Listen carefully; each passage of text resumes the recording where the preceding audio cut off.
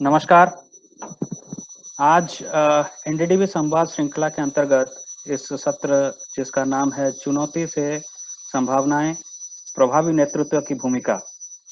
पिछले कुछ महीनों से हमने इस श्रृंखला के माध्यम से किसानों से भी जुड़े हैं, जो कि बहुत ही पसंद किया गया है और हमें ये कहने में हर्ष है कि इसमें हमें बहुत सकारात्मक प्रतिक्रिया भी मिली है। ये सत्र शुरू करने से पहले मैं मार्टिन लूथर किंग जूनियर उनका एक बहुत ही फेमस कहावत है जिसको मैं दोहराना चाहूँगा। उन्होंने कहा था, "असली नेतृत्व की पहचान आराम या सुख-सुविधा के दिनों में नहीं, बल्कि चुनौती के समय ही परखा जा सकता है।" तो ऐसे माहौल में नेतृत्व की क्या भूमिका है? क्या हमें करना चाहिए? इसके बारे में चर्चा करने के लिए हमारे साथ एनडीडीबी के 2 वरिष्ठ अधिकारी यहाँ पे मौजूद हैं।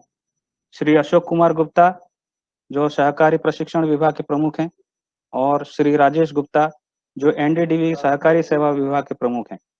तो सर्वप्रथम मैं श्री अशोक कुमार गुप्ता जी से अनुरोध करूंगा कि वे अपनी चर्चा शुरू करें। आप सभी को नमस्कार। तो जैसा कि आज का हमारा सत्र है चुनौती से संभावनाएं, और जो आप पहला जो तस्वीर आप देख रहे थे, जो भगवान राम का राजपाट भरत जब उनको वनवास हुआ था, रामचंद्र जी को संभाल रहे थे, उसी तरह जो है हम लोग सदैव बोर्ड के लोग काम करते रहते हैं कि कैसे लोगों तक, जनता जनार्दन तक और हमारे जो किसान भाई बहन हैं उनके लिए हम कैसे मदद रूप हो सके। और इसमें मैं सबसे पहले एक सबसे जो एक अमर्त्य सेन जो हमारे नोबेल प्राइज विनर थे, उन्होंने एक कहा था कि एक सहभागी तरीके से गरीबी, असमानता और अज्ञान की समस्याओं का सामना करना चाहिए, जो कि हम लोग कोशिश कर रहे हैं कि कैसे उनको इन्वॉल्व करें अपने कामों में, और लोगों का कार्यक्रम और अमलीकरण में उनको शामिल करना चाहिए। वही काम जो है हम बोर्ड में और मिल्क यूनियन में कर रहे हैं, और उसको ही हमको और जो है मूर्त रूप देना है, उसी में हम आगे काम कर रहे हैं। और जैसा कि आप जानते हैं, डॉक्टर कुरियन जिन्होंने कि इस पूरे स्वरूप को भारत में विस्तार पूर्वक अमल में लाए, और उन्होंने जो एक जिम्मेदार प्रबंधन नेता के रूप में काम करने का कोशिश किया, और उसको जो है मूर्त रूप रहा है। उन्होंने कहा था कि उत्पादकता सुधार से ही जो है गरीबों के जीवन सुधार होगा। और पर उत्पादकता सुधार क्या है?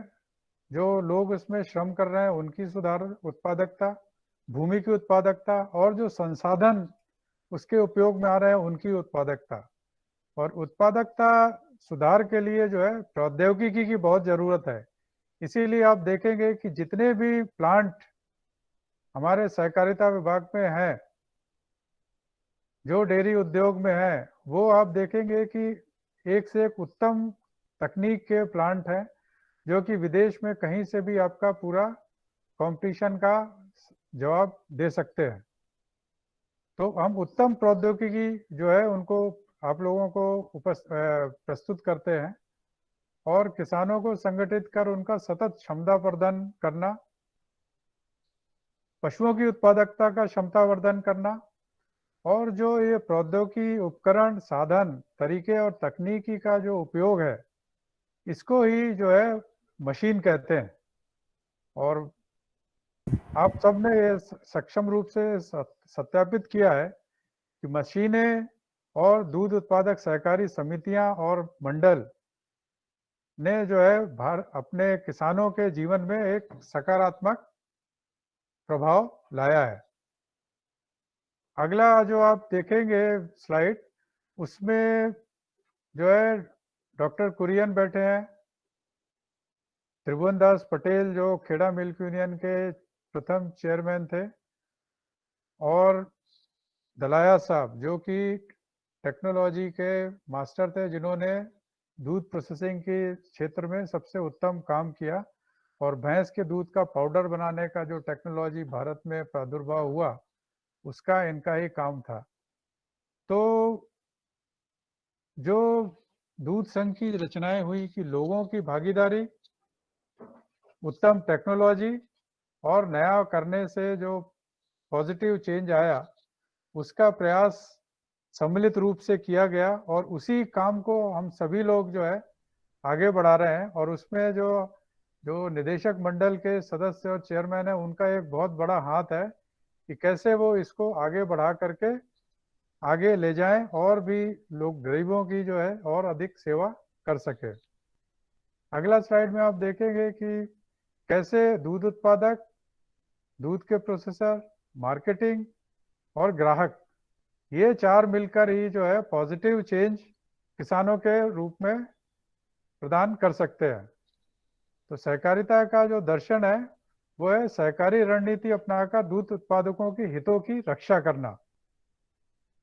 और जब आप ये हितों की रक्षा करेंगे तभी जो है किसानों का उपयोग होगा और उनकी जो आय वर्धन का और उनका जो एक उत्तम जीवन धोरण में उनके लिए जो है आगे वो बढ़ सकेंगे। जैसा कि आपको सहकारिता के जो मूल्य हैं उनके बारे में आपको मालूम है, और फिर मैं उनको दोहराना चाहूँगा।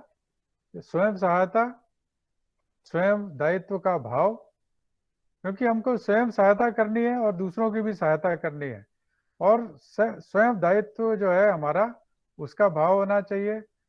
प्रजातंत्र जो है हमको, उसमें हमें जो डेमोक्रेटिक जो हम काम करते हैं प्रजातांत्रिक तरीके से, उसमें हमको भाग लेना चाहिए। समानता एक मूल्य है कि जैसे कि आपने देखा है कि जो हमारे सामान्य वर्ग के लोग हों या कोई भी वर्ग के लोग हैं, सभी एक साथ एक मंडल में एक समिति में मेंबर रहते हैं और उसमें काम करते हैं। न्याय साम्य होना चाहिए हमको, सभी के लिए हम एक समान रूप से काम करते हैं, किसी के ऊपर पक्षपात नहीं करते हैं, एक सदृढ़ता रहती है। और नैतिक मूल्य, ईमानदारी, पारदर्शिता, सामाजिक दायित्व और परस्पर सहयोग, ये जो है सात जो है हमारे सहकारिता के मूल्य हैं जिन पर हम कार्यरत रहते हैं। और एक बार मैं उनको फिर से आपको दोहराना चाह रहा था। इसी प्रकार जो सिद्धांत है सहकारिता के, उनके बारे में दोबारा बताना चाहूँगा। इसमें स्वैच्छिक है सभी की मेंबरशिप, और खुली सदस्यता है। कोई भी जिसके पास भी पशु है और दूध उत्पादक हैं वो इसमें मेंबर बन सकते हैं, जो भी मेंबरशिप फीस है उसको प्रदान करके। और सदस्यों का जनतांत्रिक नियंत्रण है और उनकी आर्थिक सहभागिता है, तभी जो है समिति और जो इंस्टीट्यूशन है वो सुचारू रूप से चलता है। स्वायत्तता है और स्वतंत्रता है, उसमें शिक्षा, प्रसारण, प्रशिक्षण और सूचना का आपको परस्पर ज्ञान मिलता है। और सहकारी संस्थाओं में परस्पर सहयोग होना चाहिए, जिसके लिए कि हम सब कार्यरत रहते हैं। और हमारी जवाबदारी है कि जो भी समुदाय है उसके प्रति हम जवाबदेह हैं। ये सात सिद्धांत पे हमारी सारी समितियां जो है काम करती हैं। और हम लोग मूल्य आधारित नेतृत्व पे काम करते हैं, वैल्यू बेस्ड लीडरशिप।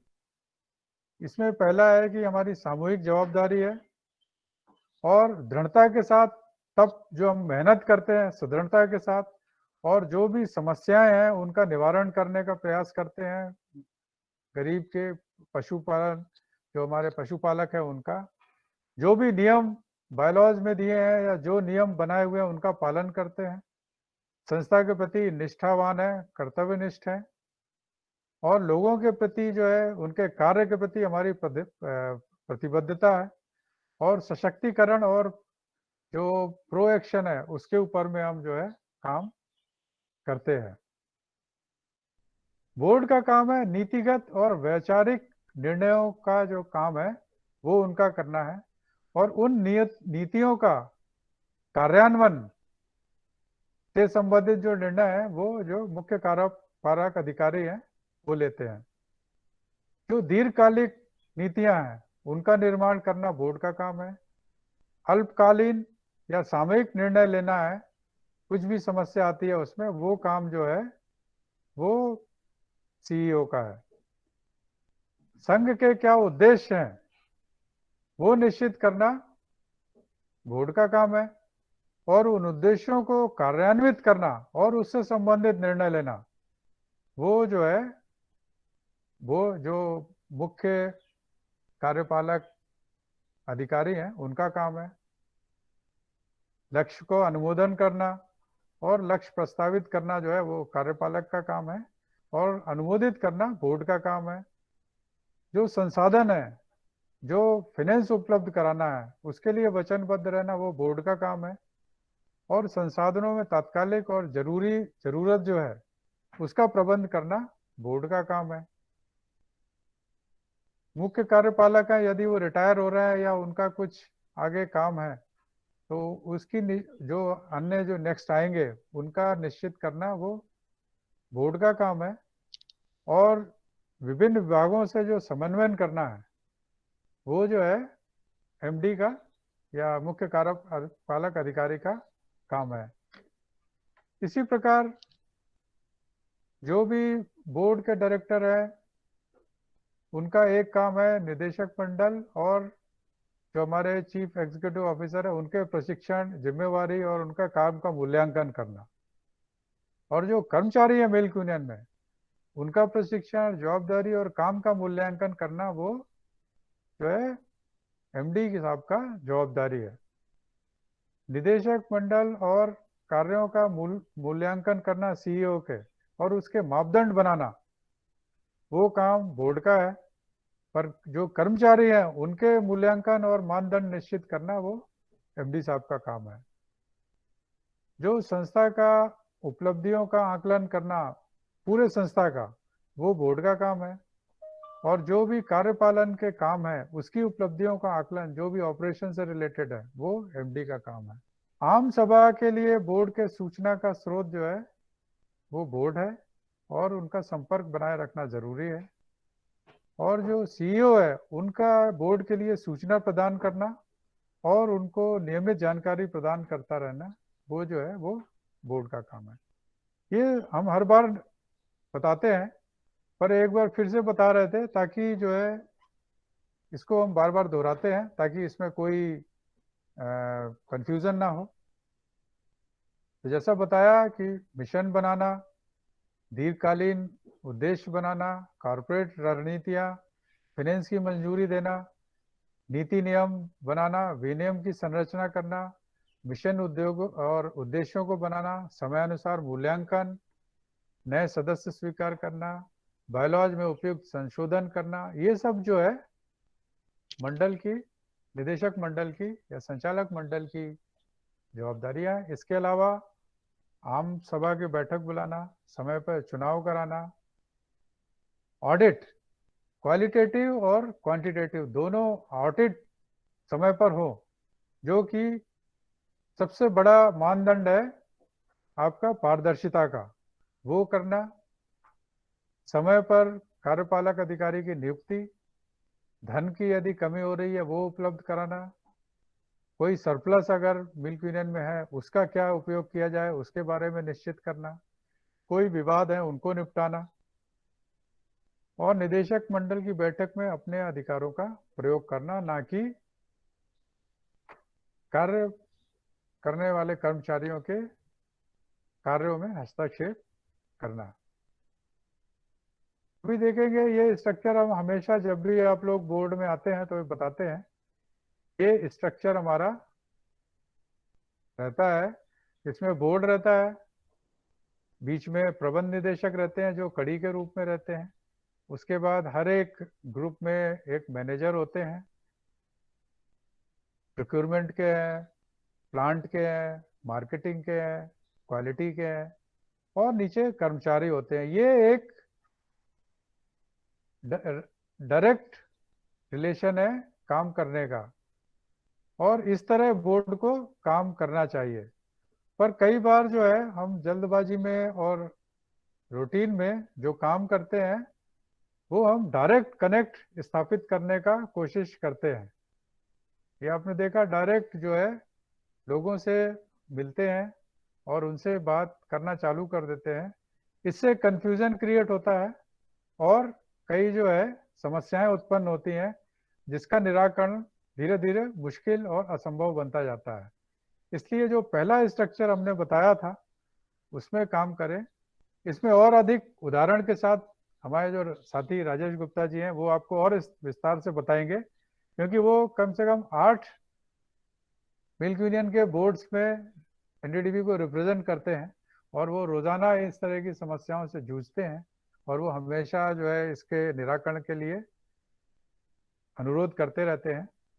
तो ये जो डायरेक्ट कनेक्ट जब बैठता है तो ये कंफ्यूजन क्रिएट होता है, इसलिए प्रयास ऐसा करना चाहिए कि इसके लिए जो है हम ये इंटरफेरेंस ना करें।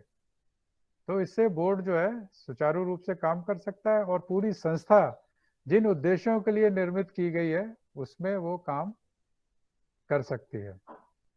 एक बहुत बड़े एक राइटर हुए हैं, एक थिंकर हुए हैं, उन्होंने एक 10 रोल जो है वो नेताओं के, निदेशक मंडल के सदस्यों के लिए जो 10 रोल हैं जो वो अपने कार्य में प्ले कर सकते हैं उसके बारे में बताया है।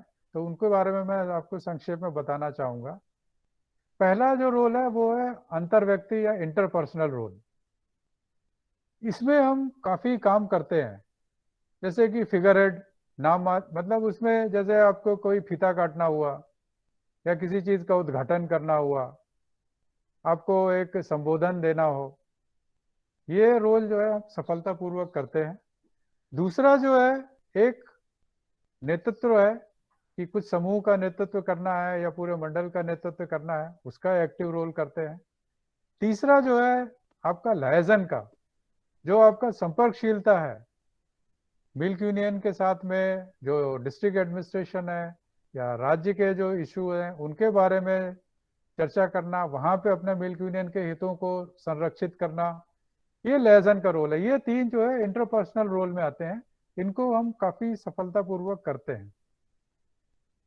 दूसरा है जो जानकारी युक्त या जानकारी प्रदान करना, उसमें एक है प्रक्रिया में दृष्टि रखना, पर इसको जो है इसका अर्थघटन हम जो करते हैं वो प्रक्रिया की जगह हम लोगों के इंडिविजुअल के काम पर दृष्टि करने लगते हैं और वहीं से जो है समस्या का शुरुआत होना चालू हो जाता है।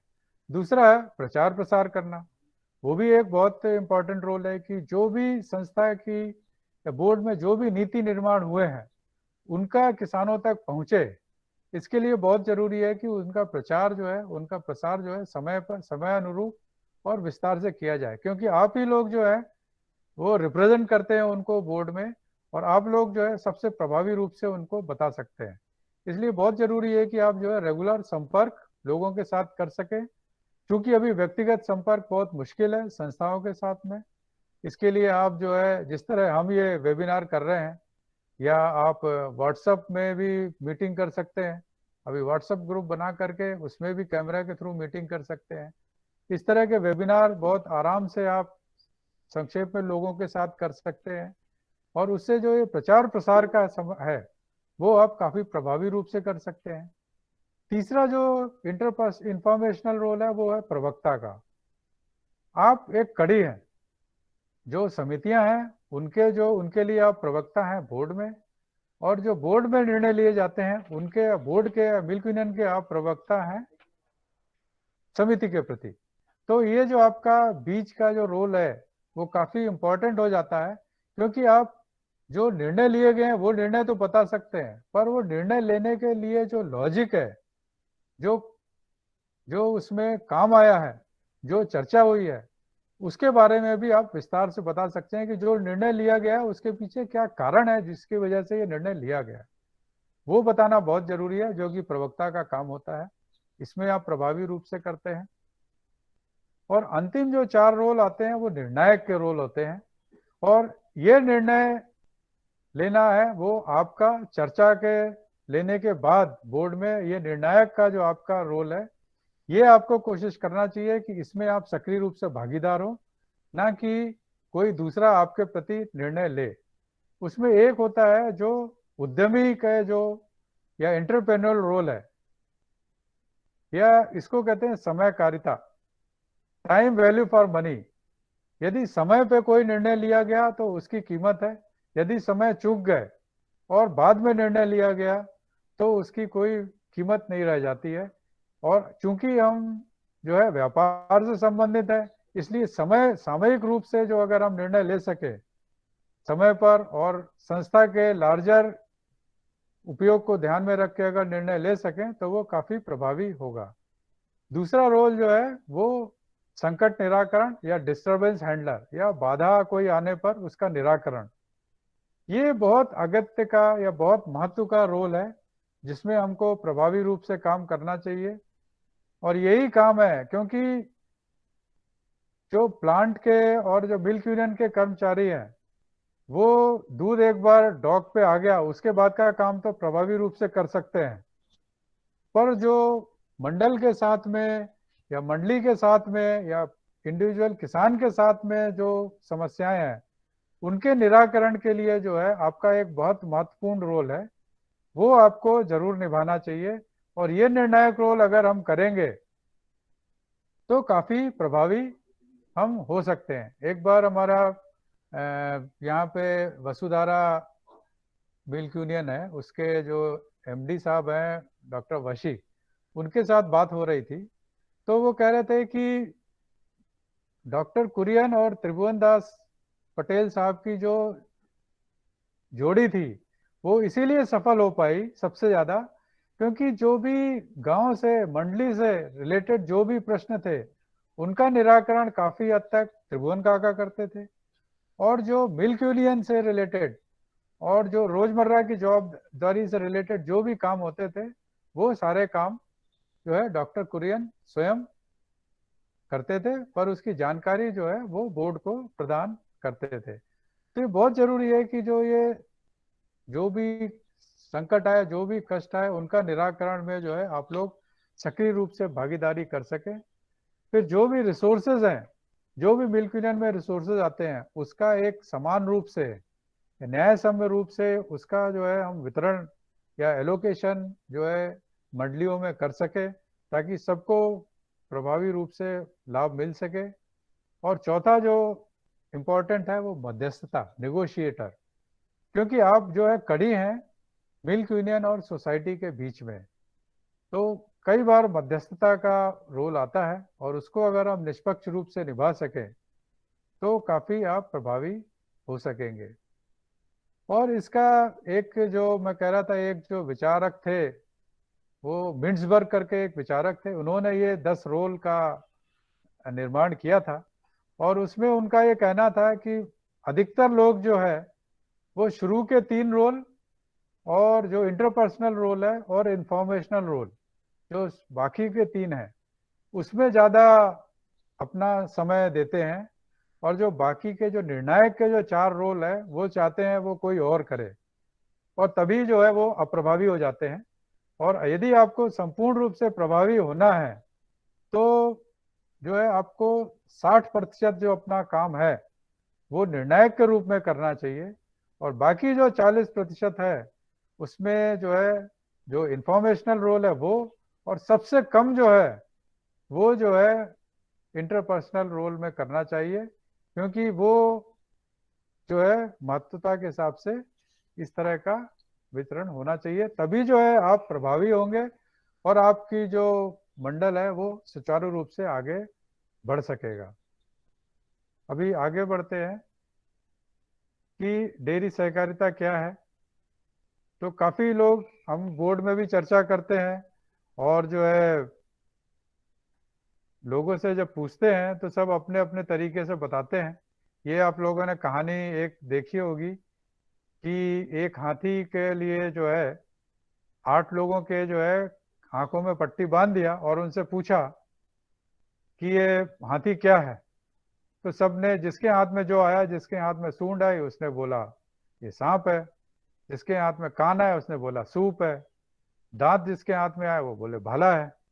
इसी प्रकार हम भी जो है मंडली का जो कहते हैं कि जो दूध समिति है वो जो जिसको जिसके रूप से काम करते हैं उसके हिसाब से जो है हम उसको देखते हैं। पर दूध समिति जो है वो लोगों दूध उत्पादक सदस्यों की आवश्यकताओं की क्षमता वर्धन और उनकी आवश्यकताओं को संतुष्ट करने का और उनकी आजीविका सुनिश्चित करने का प्रयास करती है। अगला अगर हम देखेंगे तो एक है विजन टू एक्शन मैट्रिक्स। ये हमारा काम है कि हम जो ऊपर जो 5 चीजें दी हैं उसका जो है हम काम कर सके, कि उनका विजन स्थापित कर सके, लोग अपना जो स्वप्न है वो स्पष्ट कर सके, लोगों की दक्षता सुधार कर सके, लोगों का जो मोटिवेशन है वो कंटिन्यूस रख सके, साधन जो है उनका एलोकेशन कर सके और कार्य योजना का जो है सुचारू रूप से निर्माण कर सके। जब ये पांचों चीज मिलेंगी तो एक सकारात्मक बदलाव आएगा। यदि विजन नहीं होगा और बाकी सब होंगे तो कंफ्यूजन होगा, असमंजस की स्थिति होगी। और यदि दक्षता नहीं होगी, बाकी सब होगा, तो एक तनाव रहता है कि मेरा क्या होगा, मैं कहाँ जाऊंगा। इसलिए जो है दक्षता बहुत जरूरी है। लोगों का उत्साह सतत सतत बनाए रखना चाहिए। उसके अगर वो नहीं करेंगे तो जो जो मूवमेंट है, जो गति है, वो धीमी होगी। साधन नहीं होंगे तो एक फ्रस्ट्रेशन होता है, इसलिए साधन भी बहुत जरूरी है। और यदि कार्य योजना नहीं होगी तो कहाँ से शुरू करना है वो हमको पता नहीं होगा, इसलिए कार्य योजना भी होना बहुत जरूरी है। अभी लोगों के साथ में संपर्क रखना क्यों जरूरी है, ये अगला स्लाइड में हम बता रहे हैं कि इसके द्वारा जो है हम जान सकते हैं कि ज्ञान लोग क्या जानते हैं, उनकी क्या मनोवृत्ति है, लोग क्या सोचते हैं, और लोगों में क्या कौशल है कि लोग क्या कर सकते हैं। यदि हम उनके संपर्क में रहेंगे तो ये चीजें जो है हम जान सकते हैं। लोगों का निरंतर सहयोग करने से क्या होता है कि उनकी समस्याओं को पहचान सकते हैं, उसका विश्लेषण कर सकते हैं, जरूरतें जान सकते हैं, लोगों के बीच में जाकर के विकासशील जो समस्याएं हैं उनका निवारण कर सकते हैं, आर्थिक और व्यवहारिक महत्व समझ के उनकी उपयोगिता जो है वो निर्धारित कर सकते हैं, जो संसाधन है इंटरनल है कि एक्सटर्नल है उनको एकत्रित कर उनका उपयोग कर सकते हैं, और प्रबंधन से जुड़ी समस्याएं हैं उनके ऊपर में फीडबैक एकत्र कर और उनको सही जगह भेजकर उनका निराकरण भी जो है हम कर सकते हैं। और इसी में आगे बढ़ेंगे कि जो कार्यक्रम क्यों सफल असफल होते हैं, जब लोगों में प्रतिबद्धता का अभाव होता है, सार्थक उद्देश्य या लक्ष्य नहीं होते हैं, सुचारू रणनीति ना बनी हो या उसका क्रियान्वयन ना हो। रणनीति तो बहुत बनती है पर उसका जो क्रियान्वयन है वो कई बार विफल हो जाता है, तो क्रियान्वयन बहुत जरूरी है। तर्क संगत प्लानिंग करके उसकी प्रक्रिया दे, जो लिमिटेशन है उनको पहचाने, जो संगठनात्मक समर्थन है उसको अर्जित करे, और जो परिवर्तन का विरोध अगर करते हैं तो उसको कर सकते हैं। और इसी प्रकार लोगों की जो बुनियादी इच्छा है, लोग किसी न किसी चीज के साथ में जुड़ना चाहते हैं, इसीलिए जो है मंडल के साथ में या मंडली के साथ में जो है वो जुड़ते हैं। तो ये उनकी इच्छा रहती है, इसीलिए उनको साथ में जोड़ते हैं। लोग स्नेहशील होते हैं, तो उसके लिए जरूरी है कि हम उनकी शेयर और केयर वो करें, और इसीलिए जो है वो लंबे समय तक जुड़े रह सकते हैं। लोग जो है एक स्वामित्व की इच्छा होती है कि वो किसी चीज का स्वामित्व करें, इसीलिए जो है बोर्ड में हम जो है जो मंडली है उसमें उनकी स्वामित्वता हमने निश्चित की है। लोग इम्पोर्टेंट फील करें, प्रतिष्ठित अनुभव करें, इसके लिए जरूरी है कि उनके मंतव्यों को सुने और उनको जानने का कोशिश करें, उनकी इच्छाओं का। और जो स्वप्न दृष्टा है, जो विजन है, उसको जानने का कोशिश करें। लोगों को लाभ की अपेक्षा होती है, इसलिए हम चाहे कोशिश करें कि जो है मंडली को अधिक से अधिक लाभप्रद प्रदान कर सके। और सलामती और सुरक्षित लोग रहते हैं जब एक किसी संस्था के साथ जुड़े रहते हैं, इसलिए बहुत जरूरी है कि उनको जो है समिति के साथ जोड़ा जाए और उनको सतत जो है उसके साथ में जोड़ करके रख सके। इसीलिए हमको काफी जो है जानकारी प्राप्त होती है। इंफॉर्मेशन प्राप्त होती है उसको सूचना कहते हैं। जब सूचना को हम अपने पास रखते हैं तो वो ज्ञान होता है, और जब हम उसका बुद्धिमत्तापूर्ण उपयोग करते हैं तो वो हमारे लिए लाभप्रद होती है। और पर जब हम उसका कैसे, क्यों और कहाँ उपयोग करें, वो जब हम जान लेते हैं तो उसको जो है हम विजडम कहते हैं, जिसको अनुभवायुक्त उपयोग कहते हैं। कि सभी का ऊपर का सूचना, ज्ञान और बुद्धिमत्तापूर्ण उपयोग अगर हम करेंगे तो उसको हम विजडम कहते हैं, उसका हमें कोशिश करना चाहिए। इसके आगे बढ़ते हैं। एक कबीर का दोहा अभी मैंने कुछ दिनों पहले पढ़ा था कि मन के हारे हार है, मन के जीते जीत, कहे कबीर हरि पाइये, मन ही की प्रतीत। तो आगे जो है हम 11 जो सकारात्मक सूचक मंत्र है वो जानना चाहेंगे। यदि हम मन में दृढ़ निश्चय कर ले तो हम जीत सकते हैं, भगवान को भी जीत सकते हैं। यदि मन से हार गए तो हम पराजित होंगे, और हमारी पराजित निश्चय है। और इस संकटपूर्ण काल में हमने अपने लिए तो काम किया ही, और जो जनसाधारण के लिए, गांव वालों के लिए, ग्राहकों के लिए जो काम किया वो सराहनीय है। उसका अधिक से अधिक सफलतापूर्वक आगे भी करें तो हमको जो है काफी उसका प्रभाव पड़ेगा। मनुष्य की शक्ति जो है वो शारीरिक पावर में नहीं है, मन के पावर में है। और उसका अगर हम सही निर्देश नियमानुसार काम करें तो दिशा पाएंगे, और उसका आगे जो है हम उसको संतुष्टि से कर सकते हैं। अगला आप देखेंगे तो मन से जुड़ी आदतें, विचार जो है, हमारे विचार जो है वो पृथ्वी की गति से भी तेज चलते हैं।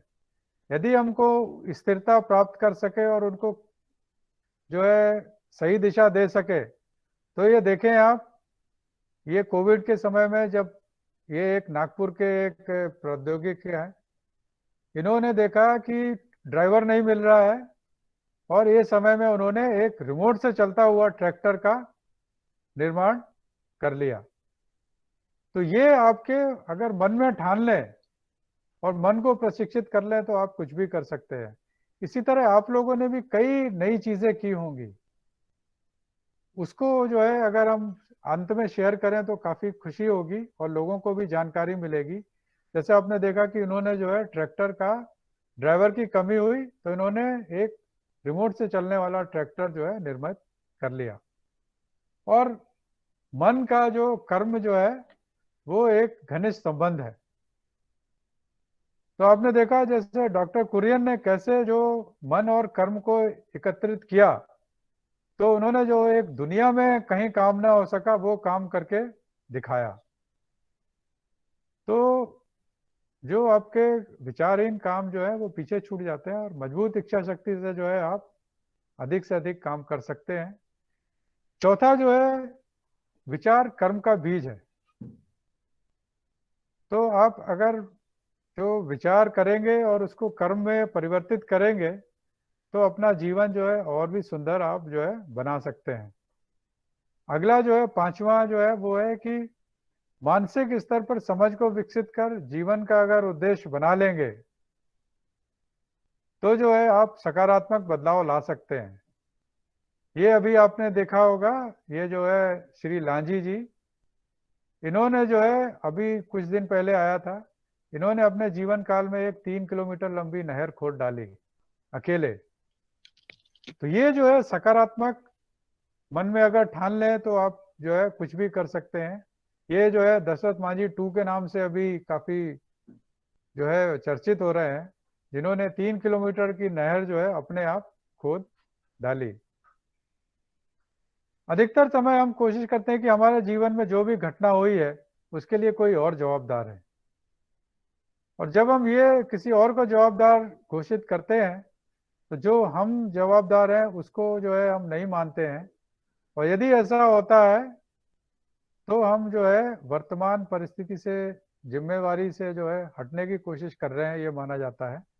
तो कुछ न कुछ रूप से हम भी जवाबदार हैं। यदि हम अपनी जवाबदारी निश्चित कर और उसको सुधार कर सके तो हम एक सकारात्मक बदलाव ला सकते हैं। मन को स्थिर करना जरूरी है। जो अगला है यदि मन को स्थिर कर पाएंगे तो आप सहज रह पाएंगे, और सहज रह पाएंगे तो जो है आप आगे सकारात्मक बदलाव ला सकेंगे। अगला जो है कि व्यक्ति के दिमाग में 3 प्रकार के विचार आते हैं, सकारात्मक, नकारात्मक और प्राकृतिक। यदि हम मन के वश में चले जाएं तो जो है वो विचार हमेशा नकारात्मक होंगे। यदि हम अपने मन को सुदृढ़ करें तो हम नकारात्मक विचारों पर विजय पा सकते हैं और सकारात्मक विचार ला सकते हैं, और इस तरह हम जीवन को जो है परिवर्तित कर सकते हैं। नहीं तो जो अगला है कि सकारात्मक बदलाव आएगा भी तो भी जो है आप दुखी रहेंगे और जो है अपने मन को संतुष्ट नहीं कर पाएंगे। 10वां जो है, मनुष्य का दिमाग अत्यंत शक्तिशाली है और वो चाहता है तो वो अपने सपनों को साकार कर सकता है। तो इसलिए जो आपका चेतन मन है, अवचेतन मन है, और दृढ़ विश्वास के साथ अगर काम करेंगे तो जिस प्रकार आपने जो अपने परिवर्तन लाए हैं इसी प्रकार और आप सकारात्मक परिवर्तन ला सकते हैं। अंतिम जो है, आपका मन लचीला है, वो सही और गलत जानता है। यदि मन को ध्यान की शक्ति देंगे तो जो है आप सकारात्मक बदलाव ला सकते हैं और वो जो है आप सही दिशा में जाने का प्रयास करेंगे और जो है अंत में आप विजयी हो सकते हैं।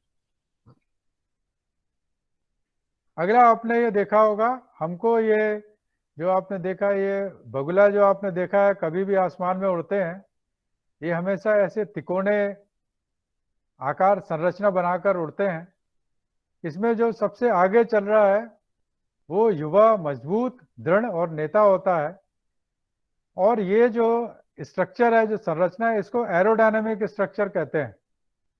सबसे आगे जो उड़ रहा है वो सबसे ज्यादा मेहनत करता है और दूसरों के लिए रास्ते आसान करता है।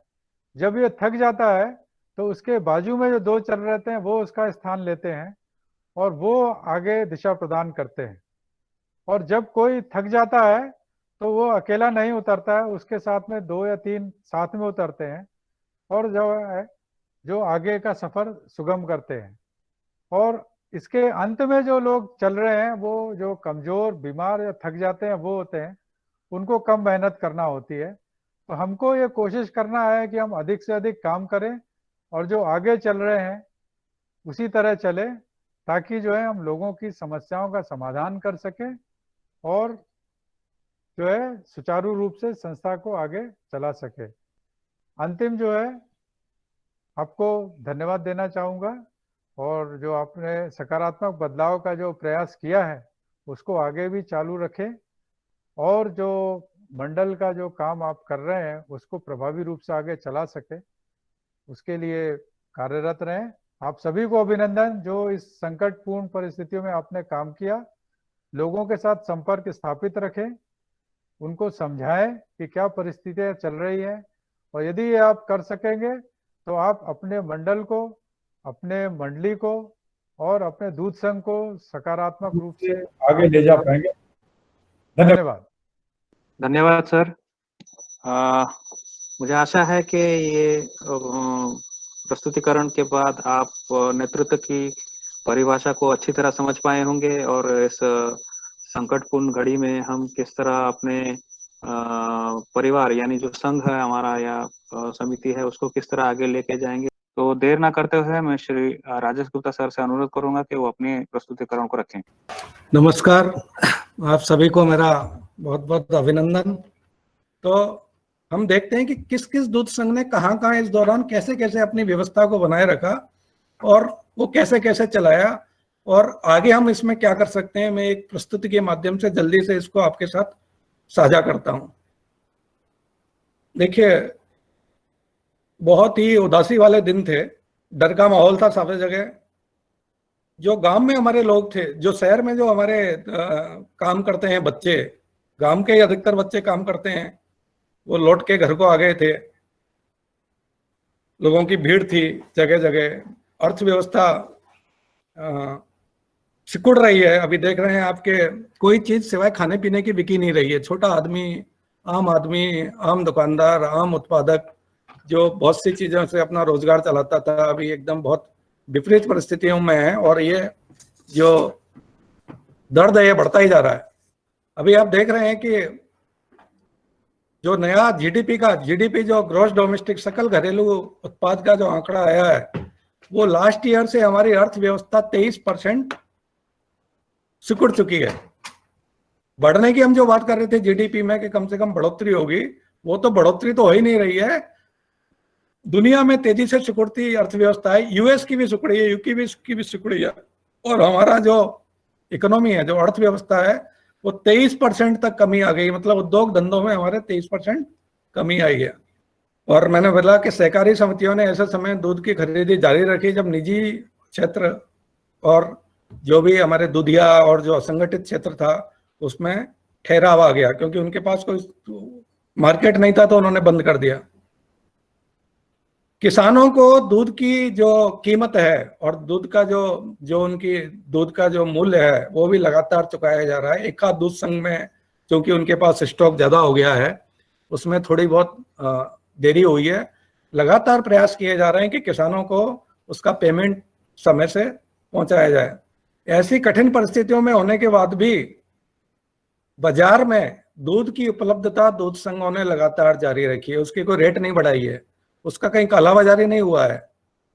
और हमारे जो दूध विपणन की जो संस्थाएं हैं, जो भी मार्केटिंग फोर्सेज हैं, वो पूरी तरह से काम कर रही हैं और बाजार में दूध की कहीं हमने कमी नहीं आने दी है। इस समय दूध के ये भी एक फियर था लोगों को कि दूध जो आ रहा है उसमें कहीं कोविड का जो कोविड तो नहीं फैलेगा उससे।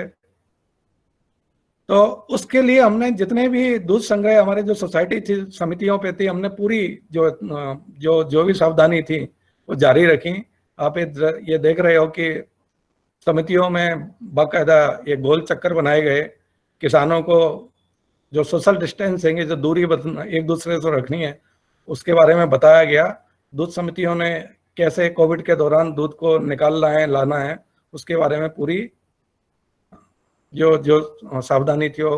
दूध वितरण में भी इस तरह से मास्क लगाना है, जो हमारे व्हीकल हैं उनको सैनिटाइज करना है, जहाँ प्रोडक्शन होता है उसमें जो हमारी वर्क फोर्स है, जो हमारे श्रमिक हैं, जो हमारा स्टाफ है, वो कैसे डिस्टेंस, कैसे दूरी रखकर, किस तरह से कम ग्लव्स पहन के इसको दूध का उत्पादन, थैलियों का उत्पादन करेंगे। ये पूरा जो स्टाफ लगा हुआ था, जो ट्रक आ रहे हैं, क्योंकि दूध के काम में तो बिना टच किए काम हो नहीं सकता है, कि ये पूरी व्यवस्था में कोविड की जो सावधानियां थी वो पूरी तरह से आप लोगों ने बनाए रखी और आगे भी बनाए रखना है इनको। गांवों में फीड और फोडर की सप्लाई में कोई कमी नहीं आए। ब्रीडिंग की एक्टिविटीज कुछ दिन के लिए एआई वगैरह थोड़ी सी बाधित हुई थी, बाद में सब चालू कर दी गई। जो नकदी थी, जो किसान के पास अभी जो नकदी आ रही है वो दूध के माध्यम से ही आ रही है, जिससे उसकी घर गृहस्थी का जो छोटे मोटे काम है वो चलते रहे, वो चल रहे हैं। इस दौरान मैंने बताया राष्ट्रीय डेयरी विकास बोर्ड ने दूध संघों के साथ लगातार संवाद रखा।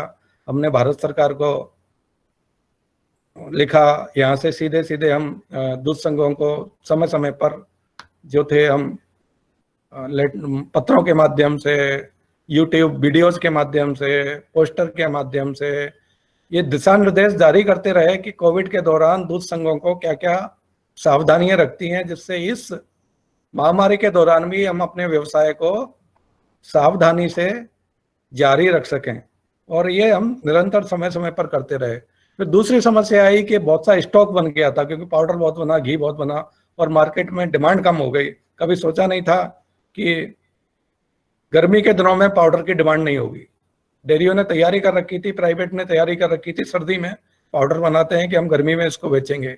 अब तो बेचना क्या, वो तो कोई मांग ही नहीं रही, रेट बहुत कम हो गई। तो कार्यशील पूंजी जो होती है उसकी बहुत बड़ी जरूरत पड़ी। तो एनडीडीबी ने भारत सरकार के साथ मिलकर निरंतर संवाद किया और इंटरेस्ट सबवेंशन स्कीम हम लेके आए, जिसमें भारत सरकार ने 300 करोड़ रुपए का प्रावधान रखा है, जिसमें दूध संघों को 4%, 2% अभी और 2% बाद में, जो भी बैंकों से उन्होंने लोन लिया है अपने ये जो पाउडर और घी के ऊपर, उसमें 4% की छूट एनडीडीबी द्वारा भारत सरकार के माध्यम से दी जा रही है, जिससे उनको जो पूंजी उनकी अटकी है वो करीब 3 से 4% ब्याज पे ही मिल रही है, जो एक बहुत बड़ी एक इस दौरान एक बहुत बड़ी राहत थी। इसके साथ साथ भारत सरकार ने जो डेयरी इंफ्रास्ट्रक्चर डेवलपमेंट फंड और annual husbandry infrastructure development fund की घोषणा की, DIDF का जो फंड है डेयरी इंफ्रास्ट्रक्चर का, डेयरी का आधारभूत ढांचा विकास करने का, उसमें 8,000 करोड़ NDDB के माध्यम से 6.5% पर दूध संघों को दिया जा रहा है। और बहुत से दूध संघों ने अनुभव किया इस कोविड के दौरान कि ऐसी कोई व्यवस्था आती है अचानक ही हमारे पास दूध बढ़ता है और किसान अब जुड़ना भी चाहता है, क्योंकि बहुत से लोगों ने जो डेयरी के साथ, जो हमारे सहकारी सिस्टम के साथ जुड़े नहीं थे, ये अनुभव किया कोविड के दौरान कि 12 महीने हमेशा किसान के साथ जो खड़ा है वो दूध संघी है। बाकी कोई व्यवस्था, चाहे वो दूधिया की व्यवस्था हो, चाहे प्राइवेट डेयरी की व्यवस्था हो, वो हमारा साथ नहीं दे सकती है कठिन परिस्थितियों में। ये किसान ने जान लिया है और मुझे ये आशा है कि ये जानने के बाद अधिकतर किसान दूध के जो सहकारी संगठन है उनसे जुड़ने की कोशिश करेगा और हमारी दूध की आवक बढ़ेगी।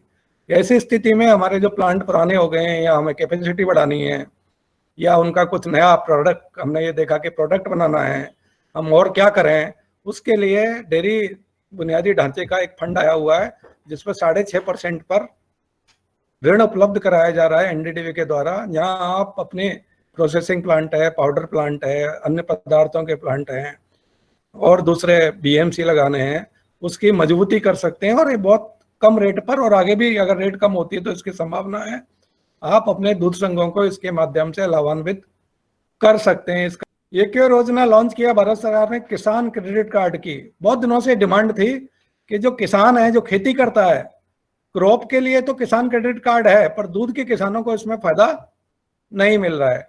तो भारत सरकार से हमने बात की, सरकार ने ये बात माना और किसान क्रेडिट कार्ड की स्कीम दूध के किसानों के लिए इसको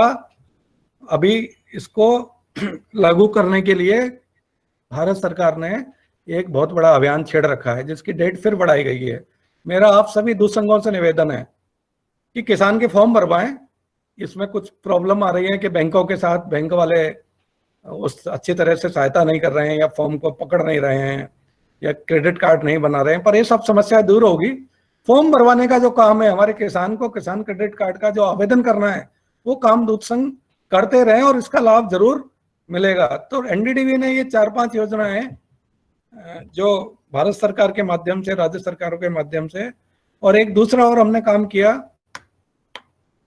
कि जो पाउडर बन गया था, अभी पाउडर की बाजार में डिमांड नहीं है, तो बहुत सी राज्य सरकारों को हमने लिखा कि आप जो राशन की दुकान है या मिड डे मील है या आंगनबाड़ी है, उसके माध्यम से पाउडर खरीदो और अपने ये जो जनसंख्या है उनको पाउडर वितरित करो। एक तो उनका फायदा भी होगा कि इस समय जो पोषण की कमी है वो भी पूरी होगी और हमारे दूध संघों को मार्केट मिलेगा जिससे वो किसान का दूध और उसकी रेट अच्छी तरह से लौटा पाएंगे।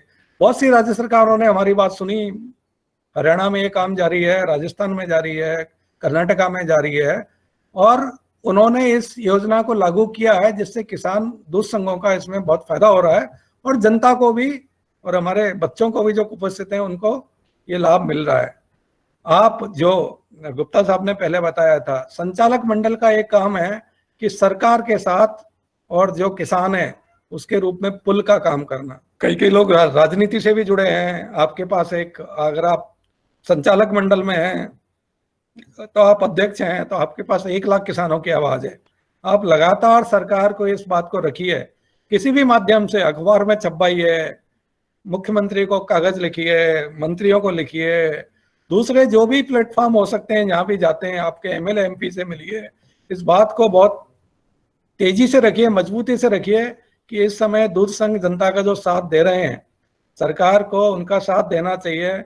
जो हमारे पास दूध का पाउडर बना पड़ा है वो सरकार खरीद के उनको ऐसी जनसंख्या में जो उसको दूध खरीद नहीं सकती, अभी उसकी इनकम कम हो गई है, वहां तक वितरित कराए।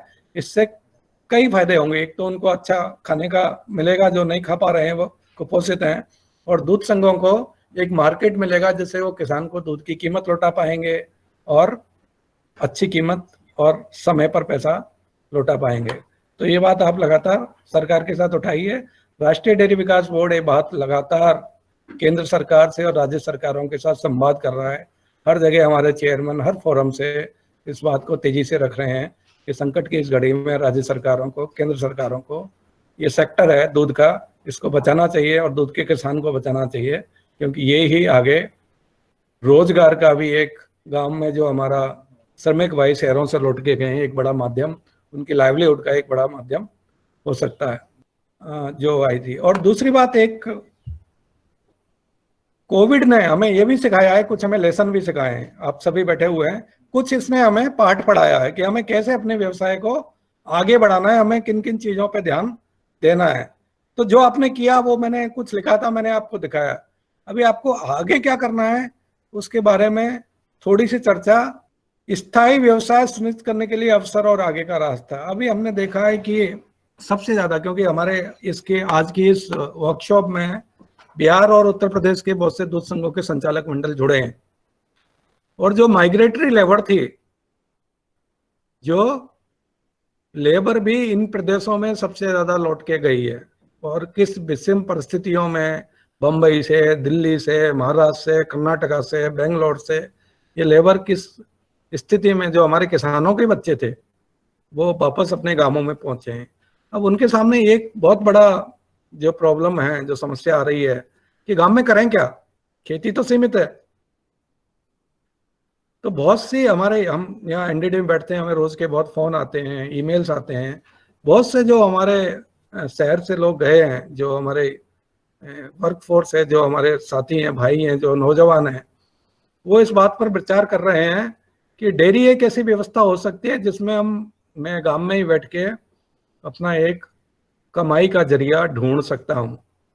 2-3-4 एनिमल रहें, मुझे बाहर नहीं जाना पड़ेगा, 4 से 5 जानवरों को बढ़ा के दूध की डेयरी गांव में खुली हुई है, सहकारी समिति बनी हुई है, उससे जुड़ के मैं अपनी आय को कैसे आगे बढ़ा सकता हूँ। और मेरा ये मानना है कि आगे जितनी, पूरे लोग नहीं रहेंगे, गांव से वापस शहर में आएंगे जब स्थितियां सामान्य होंगी, पर इसमें से कम 20 से 25% लोग वापस शहर में जाने वाले नहीं हैं। वो गांव में बैठ के ही कुछ ना कुछ जो ग्रामीण स्तर पर हो सकता है, पशुपालन हो सकता है, मुर्गी पालन हो सकता है, शहद का काम हो सकता है, दूसरे जो अन्य काम हो सकते हैं, वो गांव में बैठ के करने वाला है और दूध के काम से जुड़ने वाला है। हमारा काम है कि ये, इस कोविड ने हमें एक बहुत बड़ा अवसर दिया है जहां आप अपना विस्तार, अपने प्रोक्योरमेंट का विस्तार कर सकते हैं, नए लोगों को जोड़ सकते हैं और दूध की मात्रा हमारे पास आएगी। तो हमें इस चैलेंज को स्वीकार करना है और हमें ज्यादा से ज्यादा सदस्यों को, अब प्रॉब्लम कुछ दूध संघों की है, उत्तर प्रदेश में अधिकतर दूध संघ इस बात का, आप क्योंकि लखनऊ से बैठे हुए हैं, मुरादाबाद से हैं, पराग डेयरी से हैं, ये उनके सामने एक चुनौती है कि बाजार में कैसे उनको मजबूती से खड़ा रहा जाए। उत्तर प्रदेश के दूध संघों ने पिछले 2-3 सालों से जिस तेजी से बाजार उन्होंने खोआ है, ये बड़ी चिंताजनक बात है। बाजार के साथ जिस तरह से बेदखली हुई है, अमूल आई है, दूसरी संस्था आई हैं, पर बिहार में भी ये चैलेंज था, राजस्थान में भी ये चैलेंज है, पर वहां के दूध संघ मजबूती से टिके हुए हैं, उन्होंने बाजार को खोने नहीं दिया है। तो बिहार के दूध संघ बैठे हुए हैं। अभी बिहार की तो हालत है कि मुझे ये बिहार वाले दिल्ली में दूध सप्लाई करते हैं, 50-60 हजार लीटर दूध बेचते हैं। वहाँ के एक मैनेजर का फोन आया था कि हमें दिल्ली में दूध की जरूरत है, तो उनके पास अभी दूध नहीं है कि दिल्ली में मार्केट में दे सके, इसलिए वे दूसरे दूध संघों से दूध खरीदने की बात सोच रहे हैं। उत्तर प्रदेश के दूध संघ, चूंकि आज उत्तर प्रदेश के दूध संघ और उनके संचालक मंडल यहाँ बैठे हुए हैं, मैं उनसे निवेदन करता हूं कि आप मार्केट पर ज्यादा ध्यान दें। लखनऊ जैसी मिल्क यूनियन जो 2 लाख लीटर लखनऊ में बेचती थी, आखिर में क्या हो गया? पराग ब्रांड तो हमारा बहुत बड़ा है, हम मार्केट में क्यों नहीं दखल अपनी, हम मार्केट को क्यों खोते जा रहे हैं? हमें अमूल से घबराना नहीं है, हमारे पास लोकल शक्ति है। मुझे याद आता है मुल्कानूर दूध संघ है एक आंध्र प्रदेश में, अभी तेलंगाना में करीमनगर जिला है वहाँ, उसमें सबसे पहले उन महिलाओं ने दूध संघ चालू किया, आपने सुना होगा। ये अमूल की तो हम सब चर्चा करते हैं, वो बहुत बड़ा हो गया है, पर एक छोटा दूध संघ 15 साल पहले उन्होंने चालू किया और उनका दूध बाजार में बिकता नहीं था। करीमनगर दूध संघ अलग से था, उन्होंने तहसील स्तर पर मुल्कानूर महिला दूध संघ चालू किया। तो मैं वहां गया तो मैंने बात की, कैसे आपने किया? तो जो संचालक मंडल था, अगर आपको कभी मौका मिलता है, कोविड खुलता है तो आप देखना चाहिए, संचालक मंडल की महिलाओं ने बोला कि सबसे पहले हमने काम मार्केटिंग में किया। मैंने कहा कैसे किया? कहती हम अपने कंधों पर दूध की ट्रे ले लेके घर घर में घूमी और उनको ये बताया कि दूध हम पैदा करती हैं, ये आपके गांव का दूध है, आपकी तहसील का, आपके जिले का दूध है, और आप एक बार लेके देखो। हमने घर घर जाके संपर्क किया, दुकानदारों को मनाया और इतनी मेहनत की कि, और फिर पीछे से प्लांट में देखना तो दूध के बाजार में आज मुल्कानूर दूध संघ केवल मुझे लगता है 70-80 दूध की समितियां उनके पास, कुछ 50-60 हजार दूध इकट्ठा करते हैं और उतना ही मार्केट में बेच लेते हैं। तो मेरा दूध संघों से सबों से आग्रह है कि जो बाजार में जिंदा रहेगा वो ही बिजनेस कर पाएगा, ये मान लीजिए। डॉक्टर कुरियन भी कहते थे कि बंबई नहीं होता तो आनंद और अमूल नहीं बनता, क्योंकि बंबई बाजार था। जब तक बाजार नहीं है आप कोई धंधा नहीं कर सकते। आप बना लोगे चीजों को, करोगे क्या? बना के बैठे रहो। तो मेरा सब दूध संघों से आग्रह है कि बाजार के ऊपर ज्यादा ध्यान दें। अपनी टीम के साथ बैठे, एमडीज बैठे हुए हैं, आप कहें कि हम बाजार में, आप क्या नहीं बेच सकते हो? किसान क्या नहीं कर सकता है? और दूध बेचने का काम इतना बड़ा कोई टेक्निकल काम नहीं है। आप उनको बताइए कि यह आपके गांव का दूध है, लखनऊ का दूध है, मुरादाबाद का दूध है, ये बरौनी का दूध है, बेगूसराय का दूध है, आपकी गाय भैंस का दूध है, हम आपके साथ तैयार हैं। बाजार की जो भी व्यवस्था होती है, ग्राहक की जहां भी सुन सकते हो। मुझे दूसरा किस्सा आता है, मैं करीब आज से 24 साल पहले पटना दूध संघ में गया था। पटना दूध संघ के लोग भी यहाँ बैठे हुए हैं। पटना में दूध बेचना समझो कि भागीरथी लाना है, मतलब गंगा लाना है, क्योंकि पटना का जिस तरह से मार्केट था, वहां लोग जानवर ले लेके घरों में जाते थे। मैंने पहली बार देखा कि आपको 3 लीटर की जरूरत है, वो जानवर को खड़े करके धोने लग जाएगा, 3 लीटर दूध लो। मैं भी ताज्जुब किया, मैं राजस्थान का आदमी, मैंने इतना बड़ा नहीं देखा। पटना दूध संघ उस परिस्थिति में भी मैं उनके मार्केटिंग के मैनेजर के साथ घूमा, बोर्ड के साथ घूमा। 3 बजे अगर फोन आता है तो दूध संघ का कर्मचारी 3 बजे उस ग्राहक के फोन को लेने के लिए तैयार है। शिकायत आती थी तो उसके घर में जाके तैयार है कि आपकी क्या शिकायत है, हमें बताओ। आपको ग्राहक के प्रति इतना सेंसिटिव होना पड़ेगा, आपको ये व्यवस्था कायम करनी पड़ेगी कि ग्राहक की कोई शिकायत है। जो कहते हैं ना ग्राहक भगवान है, ये केवल कहने की बात नहीं करनी है, आपको उसको भगवान का रूप देना ही पड़ेगा कि ग्राहक है तो हमारा धंधा है, नहीं है तो धंधा नहीं है। ये व्यवस्था आपको मैं बार बार कह रहा हूं कि जब तक मार्केट नहीं है हम कामयाब नहीं हो सकते हैं। गुप्ता जी ने बताया कि मन के अंदर ही सारी शक्ति है, आपको छोड़ना नहीं है मैदान, आपको मुकाबला करना है अंतिम दम तक। और राष्ट्रीय डेयरी विकास बोर्ड आपके साथ है, इस मुकाबले में हमेशा साथ रहेगा। और आपके स्थानीय जो दूध संघ है, जो स्थानीय संगठन है, उनको साथ देने के लिए हम हमेशा तैयार हैं। तो मेरा फिर मैं कहूंगा कि मार्केट में ग्राहक को फोटो लगा दो कि ग्राहक भगवान है हमारा। एक एक ग्राहक हमारा भगवान है, इसको हमें छोड़ना नहीं है किसी माध्यम से। हमारे स्टाफ में ये चेतना आनी चाहिए, हमारे एमडी में ये चेतना आनी चाहिए, हमारे संचालक मंडल में ये चेतना आनी चाहिए कि ग्राहक की जो जरूरत है, ग्राहक जो चाहता है, पहला मेरा भगवान ग्राहक है। दुकानदार इस बात को जानता है, छोटा दुकानदार भी, कि ग्राहक भगवान है। ग्राहक है तो उसका बिजनेस है, ग्राहक नहीं है तो उसका बिजनेस नहीं है। ये बात को आपको गांठ बांध के रखना चाहिए। और इस मार्केटिंग को मजबूत करने के लिए जो भी उपाय हो सकते हैं वो एक अलग विषय है। राष्ट्रीय डेयरी विकास बोर्ड कोशिश कर रहा है, क्या नई टेक्निक है, आईटी का माध्यम है, दूध घर में सप्लाई करना है, कैसे इससे जुड़ा जाए, कैसे उसको ये बताया जाए कि आपके गांव में कैसे दूध आता है, ये पूरी श्रृंखला को लीजिए। और सहकारी संगठनों पर कोविड के दौरान ग्राहक का भरोसा बढ़ा है, क्योंकि उसने ये देखा है कि जिस तरह से मशीन से, फैक्ट्री से जिस तरह का काम हम कर रहे हैं, ये दूध में बहुत अच्छी तरह से हमारे सहकारी संगठन दूध की सप्लाई कर रहे हैं। और हम मुनाफे के लिए नहीं है, हम प्राइवेट संस्था नहीं है कि विपरीत परिस्थिति तो ग्राहक का दोहन कर लें, उसको रेट ज्यादा दें, ब्लैक बाजारी करके कमाएं, ये भी ग्राहक को समझ आता है। और अमूल उसका फायदा उठा रहा है, क्योंकि वो जानता है कि ग्राहक को कैसे पकड़ना है। हमारे दूसरे आप भी कर सकते हो, इसमें कोई बड़ी चीज नहीं है। आपको थोड़ा संचालक मंडलों को मैं कहता हूं कि हर एक बोर्ड की बैठक हो, मार्केटिंग के किसी एक्सपर्ट को बुलाओ, मार्केटिंग मैनेजर को बुलाओ, मार्केटिंग के ऊपर ज्यादा से ज्यादा चर्चा करो कि हमें बाजार नहीं खोना है।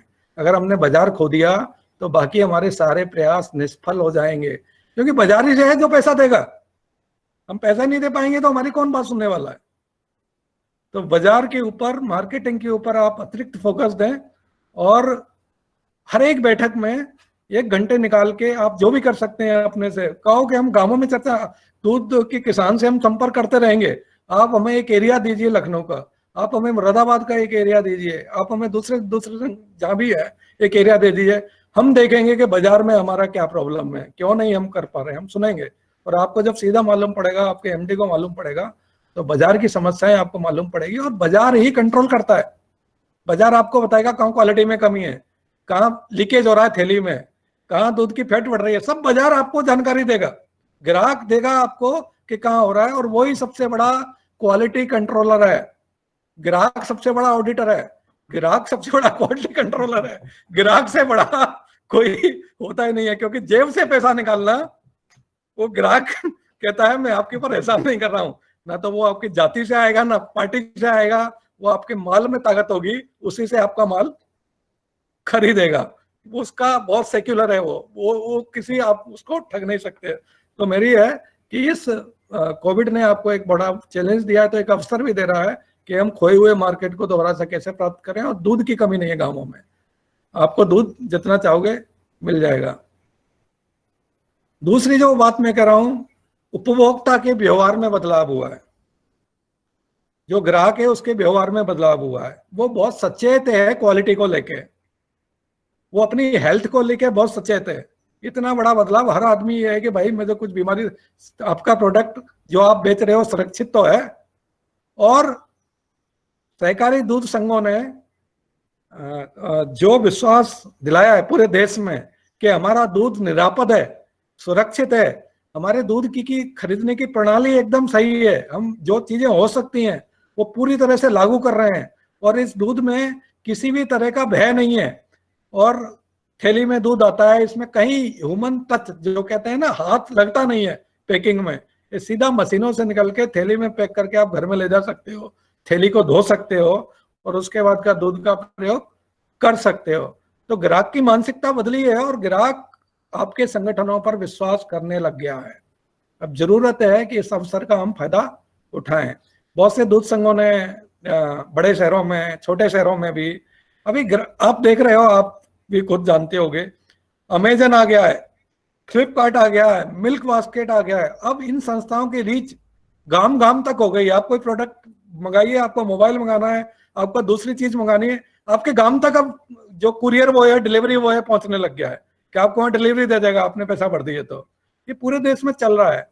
तो हमारे दूध संघों को भी इस बारे में विचार करना है कि हम ग्राहक के घर तक दूध कैसे पहुंचाएं, क्या व्यवस्था हो सकती है, लोकल व्यवस्था क्या हो सकती है, क्या सस्ती व्यवस्था हो सकती है, उसमें क्या क्या हम इनोवेशन कर सकते हैं। जो नवाचार की बात करते हैं हम, हर एक जगह हमें एक नई सोच लानी है। जरूरत नहीं है वो सोच दिल्ली के लिए पुरानी हो सकती है, पर शायद मुरादाबाद के लिए नई हो सकती है, वहां नहीं हुई हो पहले, उसी को नवाचार कहते हैं। मैं अभी ये किताब पढ़ रहा था, वॉलमार्ट एक बहुत बड़ी कंपनी है, दुनिया की रिटेल की बड़ी चेन है वॉलमार्ट, हिंदुस्तान में भी आ रही है, फ्लिपकार्ट करके कंपनी उसने खरीद रखी है। वॉलमार्ट का जो मालिक है उसने 1950 में एक छोटा स्टोर, एक दुकान चला के काम चालू किया था। तो वो लिखता है कि मेरा स्टोर चलता नहीं था, तो मैंने सोचा क्या अलग किया जाए। तो उस जमाने में अमेरिका के एक गांव में 1950 में उसने आइसक्रीम का जो कोन आता है, कहता है मैंने अपनी दुकान के बाहर लगा दिया, कहीं भी नहीं था किसी दुकान में। तो लोग बच्चे आते थे वो खरीदने, उनको बड़ा चाव लगता था कि आइसक्रीम का कोन खाएंगे। तो कहते हैं मेरे आइसक्रीम के कोन की भी बिक्री हुई और लोग मेरी दुकान से भी सामान ले जाते थे। धीरे धीरे उसने छोटे छोटे इनोवेशन, तो आपको ये देखना है कि अच्छा ये विचार है। आपको एक में दूसरी घटना सिखाएंगे जो मैनेजमेंट में पढ़ाया जाता है, मैंने पहले भी चर्चा की होगी, कि एक बार कोलगेट जानते हो आप, जो पेस्ट आता है कोलगेट, कोलगेट के बड़े बड़े मार्केटिंग मैनेजर चर्चा कर रहे थे कि कोलगेट की बिक्री कैसे बढ़ाई जाए। तो सब अपनी अपनी बात कह रहे थे कि ऐसा करना चाहिए, ऐसा करना चाहिए। एक पियोन चपरासी बेचारा पानी लाता था, बार बार पानी पिलाता था, चला जाता था, वो सुन रहा था। तो उसने कहा साहब मेरी बात भी सुन लो, मैं भी कुछ कहना चाहता हूं। तो लगा ये क्या कहेगा, हम बड़े बड़े पढ़ के आए हैं, इसको क्या मालूम है। कहता है फिर किसी मेरे भाई मेरे जैसे ने बोला कि अच्छा बोल, तो क्या बोलता है। तो उसने क्या बोला कि साथ जो छेद होता है कोलगेट का, उसमें एक बार ब्रश पे आदमी कोलगेट लेता है, उसको थोड़ा सवा गुना कर दो, उसको क्या कर दो, सवा गुना या 1.5 गुना कर दो। तो एक बार में जितनी पेस्ट आएगी वो 1.5 गुना बढ़ जाएगी, सवा गुना बढ़ जाएगी। जो ट्यूब इसकी 20 दिन चलती थी वो 15 दिन में ही खत्म हो जाएगी। ये नवाचार है, ये विचार है। ये विचार कहीं से भी आ सकता है। आप ये मत मानिए मैं पढ़ा हुआ हूं कि मेरे विचार आते हैं। आम आदमी, छोटे आदमी से लेके बड़े आदमी तक किसी में भी विचार आ सकता है, और हमें इन विचारों को ढूंढना है। हमें सबको इनवाइट करना है बोर्ड को कि भाई आ जाओ, सब यूनियन के लोगों को। एक दूसरा काम जो आपको करना है, स्पेशली उत्तर प्रदेश और बिहार के, आप कर्मचारियों की एक साल में बैठक करें, छोटे से छोटे कर्मचारियों की। उनको सबको बुलाओ कि आज बैठते हैं हम इस बात पे चर्चा करते हैं, क्योंकि उनको भी ये समझने लगा गया है कि दूध संघ चलेगा तो उनकी रोजी रोटी है, वो ज्यादा प्रभावित होंगे। उनको भी ये समझने आने लग गया, और उनकी राय लो कि हम कैसे इसको मजबूती करें, आप क्या कर सकते हैं, क्या आपके विचार हैं, कौन से लागू कर सकते हैं। ये बहुत जरूरत है।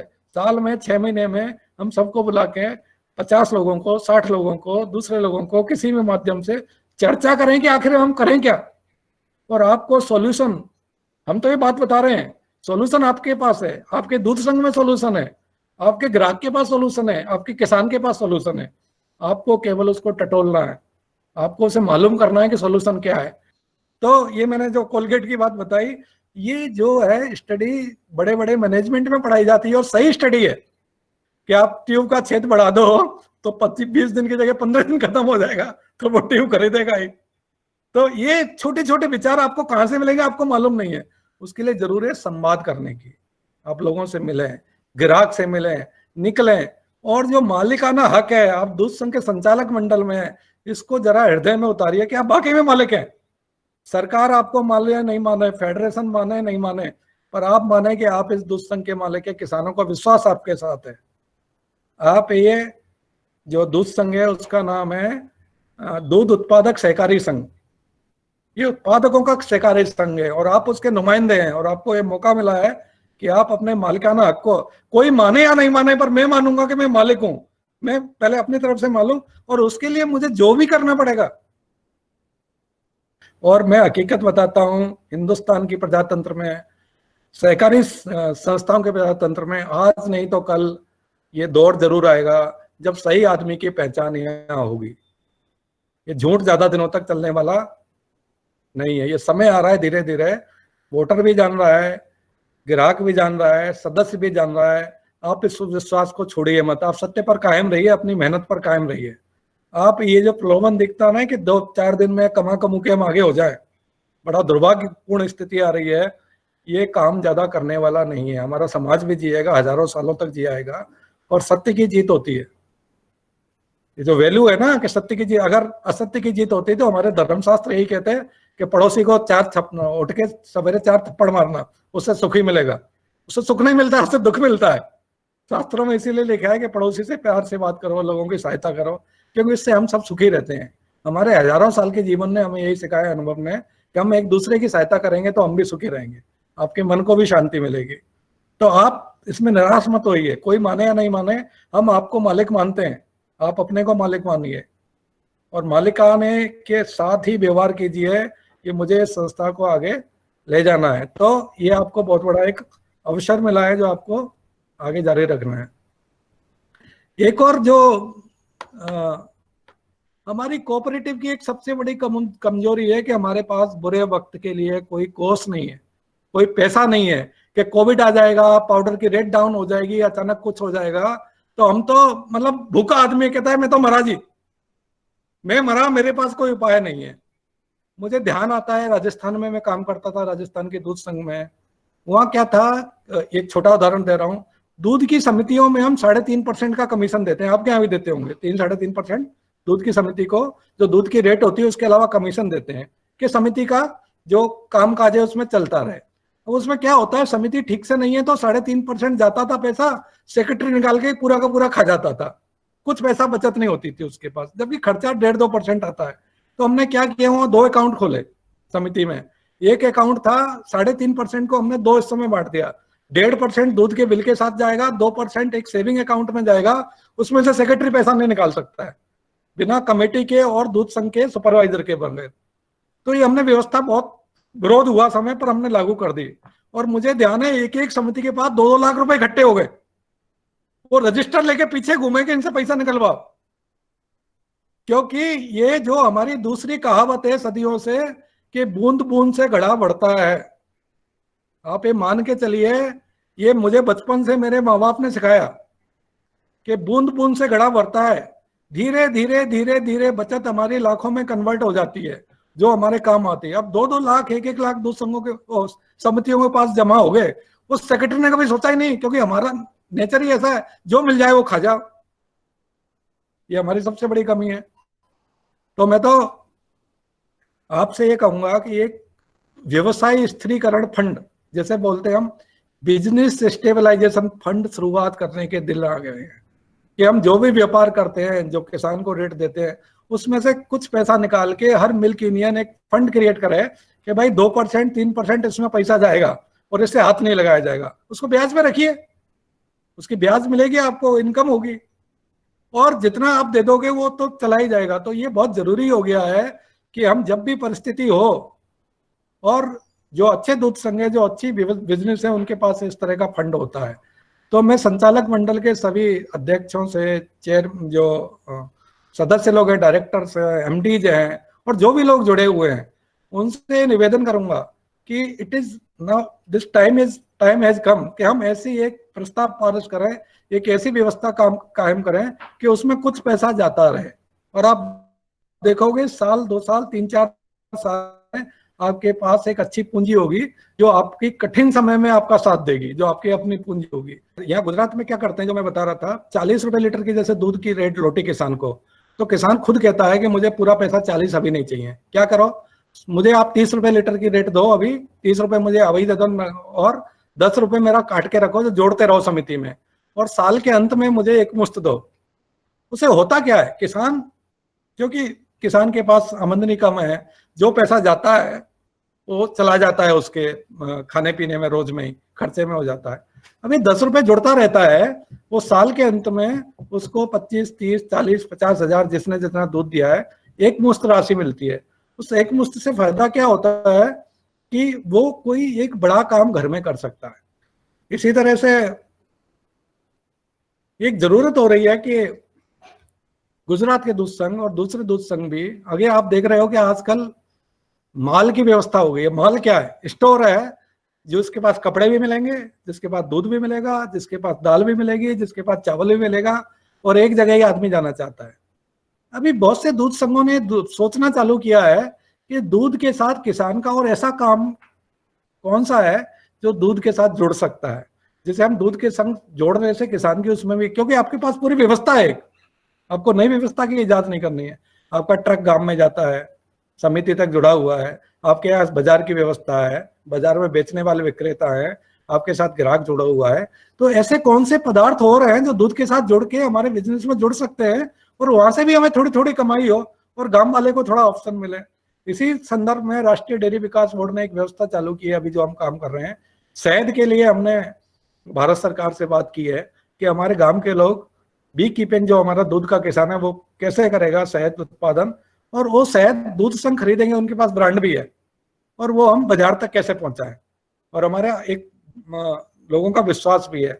तो शहद हो सकता है, अभी हम गोबर गैस की बात कर रहे हैं कि गोबर गैस में स्लरी से बायो फर्टिलाइजर कैसे बनाया जाए, वो प्रयोग हम धीरे धीरे छोटे स्तर पे चालू कर रहे हैं, आगे ले जाएंगे।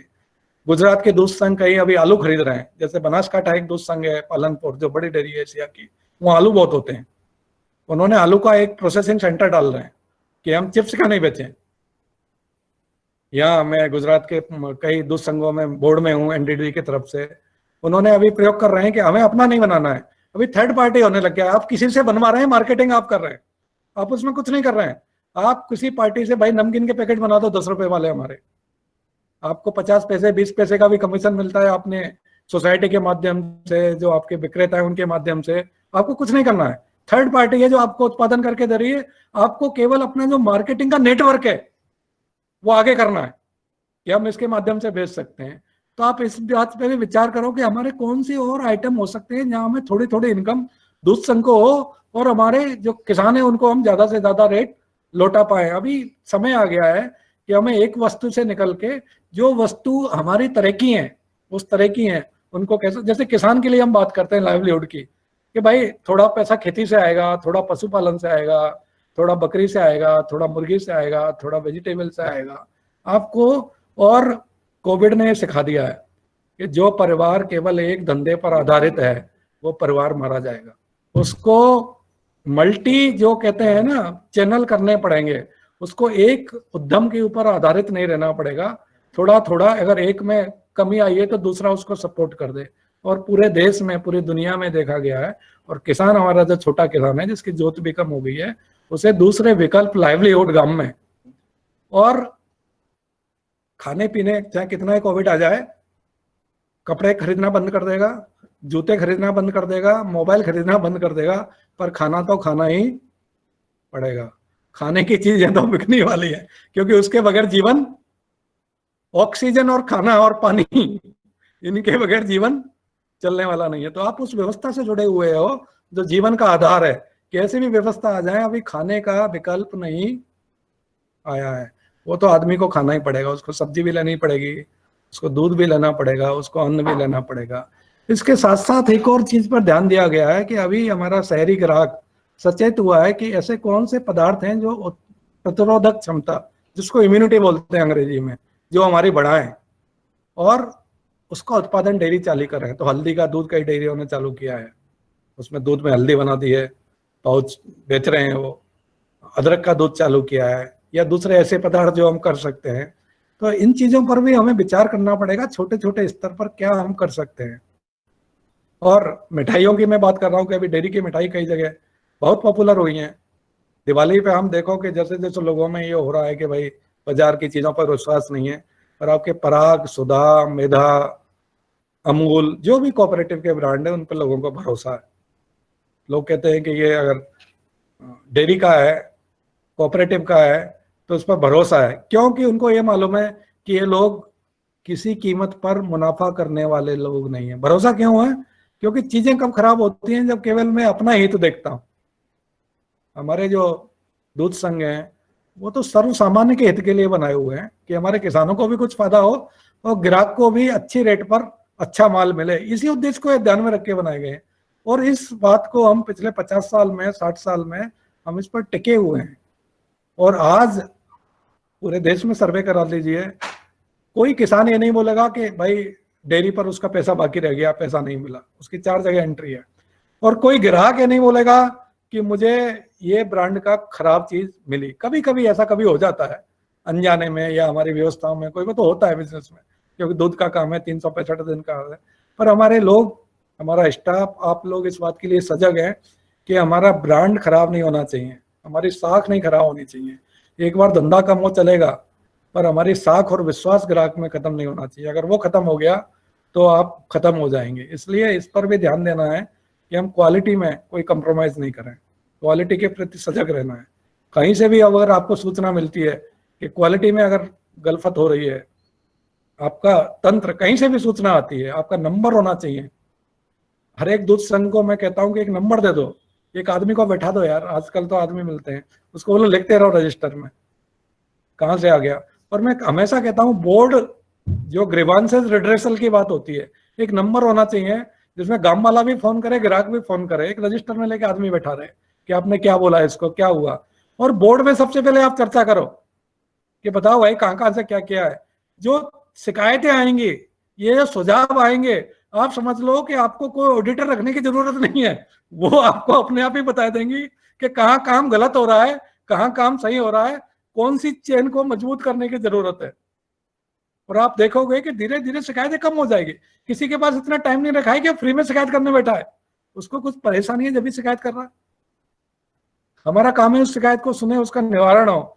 और इस शिकायत को सुनने का काम हाईएस्ट लेवल पे होना चाहिए, उस पे बोर्ड के लेवल पे, बोर्ड की मीटिंग में मैं कहता हूँ सबसे पहला एजेंडा ये होना चाहिए कि पिछले महीने या 2 महीने में बोर्ड मीटिंग हो रही है, हमारे पास कितनी ग्राहकों की शिकायत आई, कितनी उत्पादकों की शिकायत आई है, वो क्या क्या शिकायत थी और हमने उनमें क्या क्या किया।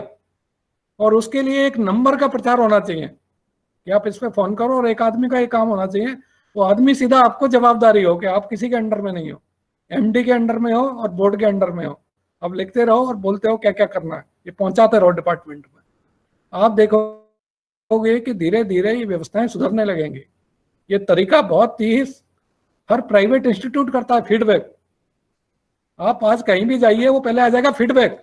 आप बात करेगा कि आप फीडबैक दीजिए जी, आपको कैसा लगा।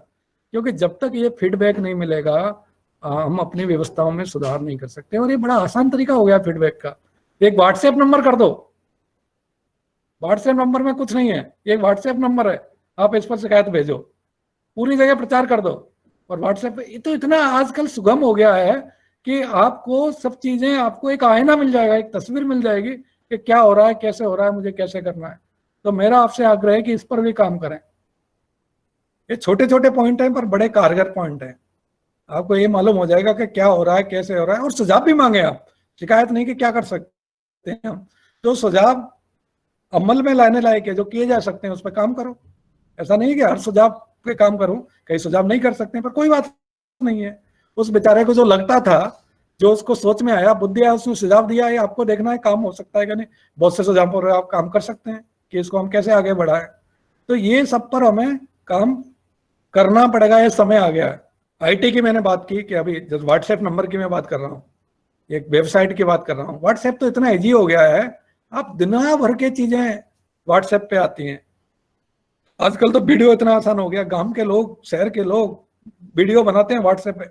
इतना आसान काम हो गया है कि अनपढ़ आदमी भी समझ गया कि कैसे व्हाट्सएप बनाना है, वीडियो कैसे बनाना है, वो मोबाइल पे लोड करना है। आप अपना व्हाट्सएप नंबर दीजिए, क्या दिक्कत क्या है? कितने दूध संघों ने व्हाट्सएप नंबर का प्रचार कर रखा है। और एक आदमी को बैठाइए मार्केटिंग को कि तेरा काम भैया इसी को देखना है कि व्हाट्सएप पे क्या आ रहा है। लोगों से बोलिए वीडियो बना के जो बनाना है बना के आप भेजिए, कहाँ गलती हो रही है। इतना खुफिया कैमरे लोग वीडियो शूट करके भेज देते हैं कि भाई ये बूथ वाले ने इस तरह से हमारे बदतमीजी से व्यवहार किया, हमसे पैसे ज्यादा ले लिए, ये सामान नहीं था। आपको जरूरत ही नहीं है। आपके जो मार्केटिंग मैनेजर है, ग्राहक ही आपका मार्केटिंग मैनेजर बन रहा है। अभी बैंक में क्या हो गया है, देखो बैंक में क्या किया है। अभी बैंक का काम सारा मोबाइल से होता है। आप कहीं पैसा भेजिए, जमा करा दीजिए। बैंकों को ये समझ में आ गया कि मुझे बाबू रखने की जरूरत नहीं है। आदमी अपने आप ही बाबू बन गया है, ग्राहक ही बाबू हो गया है। वो पैसा निकाल रहा है, जिसको मर्जी आया भेज रहे। पहले हम क्या करते थे उसके लिए? पहले हम बैंक में जाते थे, भैया ये चेक ले, इसको यहाँ भेजना है, ये फॉर्म ले। अभी एटीएम और मोबाइल, ये तो बैंकों ने स्टाफ की कमी कर दी है कि तो जरूरत ही नहीं है, अपना काम अपने आप कर लो। तो ग्राहक आपका मार्केटिंग मैनेजर हो सकता है बहुत बड़ा। आपके मार्केटिंग मैनेजर को जरूरत नहीं है रखने की। आप इस जो आईटी जो हम कहते हैं, जो हम कह रहे हैं कि टेक्नोलॉजी है, जो नई टेक्नोलॉजी है, उसका उपयोग कैसे कर सकते हैं, उसका फायदा कैसे कर सकते हैं, तो आप उसका फायदा लीजिए, समय आ गया है। और इसी के साथ अभी मैंने बहुत बातें की, पर मैं 3-4 बातों को फिर दोहराता हूँ जो मैंने की मुख्य रूप से। एक तो कोविड ने हमें बहुत अपॉर्चुनिटी दी है, इसका हमें लाभ लेना चाहिए। हमारा दूध बढ़ेगा गांवों में।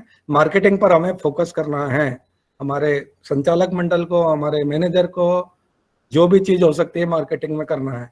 हमें नई चीज क्या कर सकते हैं, नंबर दे सकते हैं, कहाँ से नवाचार आ सकता है, क्या हम कर सकते हैं। हमारे चपरासी को भी दूध संघ में ट्रेनिंग होनी चाहिए, उसको ग्राहक के साथ, किसान के साथ किस तरह से बात करनी है, किस प्यार से बात करनी है, किस शिष्टता से बात करनी है। और ये समय आ गया है कि हमें पहचाने कि ग्राहक हमारा भगवान है, इसके बगैर हमारा काम नहीं चल सकता है। टेक्नोलॉजी की हमें जहाँ जहाँ उपयोग हो सकता है, बहुत चीप टेक्नोलॉजी, व्हाट्सएप की मैं बात करता हूँ, और कहीं मत जाइए, हमें इसका फायदा लेना है। शेयर वो बिजनेस स्टेबलाइजेशन फंड की मैंने बात की कि इसको हमें उपयोग करना है। इसी के साथ मैं अपनी बात समाप्त करता हूँ और मैं आपका धन्यवाद देना चाहता हूँ कि आपने मेरी बात सुनी। अब मैं आगे बढ़ता हूँ हमारे प्रश्नोत्तर की तरफ। मैं उमेश सिंह तोमर, लखनऊ दूध संघ। हम लोग इस महामारी को अवसर में बदलने के लिए एक योजना भी हमने बनाई है, पराग जूनियर। इसमें हम कुछ साइकिल वालों को रोजगार देंगे, जिसके पास साइकिल है, बाकी व्यवस्थाएं हम देंगे, उसका बीमा भी करवाएंगे और उसको रोजगार देंगे। फिर पराग सीनियर, पराग गोल्ड, पराग जूनियर, फिर पराग सीनियर जिसके पास मोटरसाइकिल है, और पराग गोल्ड जिसके पास ई रिक्शा है, उसको हम रोजगार देंगे और जो डोर टू डोर मेरी सप्लाई करेगा। इस महामारी को अवसर में बदलने के लिए हमारी उत्तर प्रदेश सरकार और हमारी भारत सरकार, माननीय श्रद्धेय मोदी जी, श्रद्धेय योगी जी, प्रवासियों को रोजगार देने के लिए बराबर प्रयत्नरत हैं। हम लोग उस योजना को लागू करने जा रहे हैं अतिशीघ्र। उस पर पूरा ड्राफ्ट हमारा तैयार है। मिठाइयां हम इस समय जो 3 टन बेच रहे हैं तो उसको 20 टन बेच रहे हैं। ये महामारी में उसको अवसर में बदलने का हम लोगों ने काम किया है। जो वोकल फॉर लोकल के विश्वास को बढ़ाने का काम कर रहे हैं हमारे मार्केटिंग के लोग।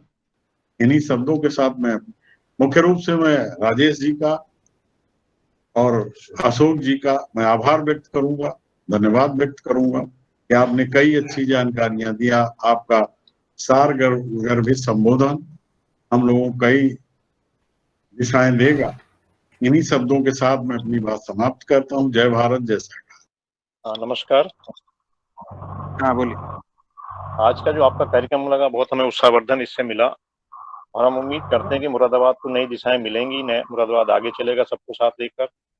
और जिस कोविड इसमें जो लॉकडाउन रहा, मुरादाबाद का दूध उसके पहले 20,000 लीटर दूध था, बढ़ के 1 लाख लीटर तक हम लोग ने हैंडल किया। जबकि बीच में पाउडर प्लांट भी लॉकडाउन हुआ, 1 सप्ताह हमें दिल्ली से दिख गई, बिल्कुल समझ नहीं आ रहा था क्या किया जाए।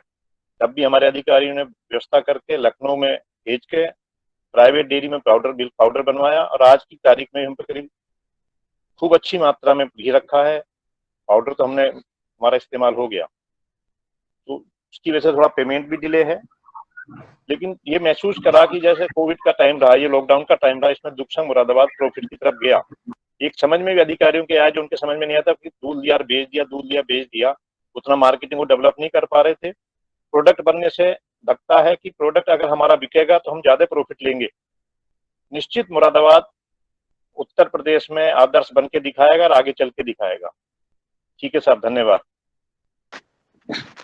बात कहना चाहेंगे कि उनके द्वारा बताया गया जो 24 साल पहले पटना में आए थे, तो पटना के स्टाफ था या जो भी पदाधिकारी थे उनका तो राजेश जी में आज भी कमी नहीं आया और उतना ही एनर्जी के साथ काम कर रहे हैं।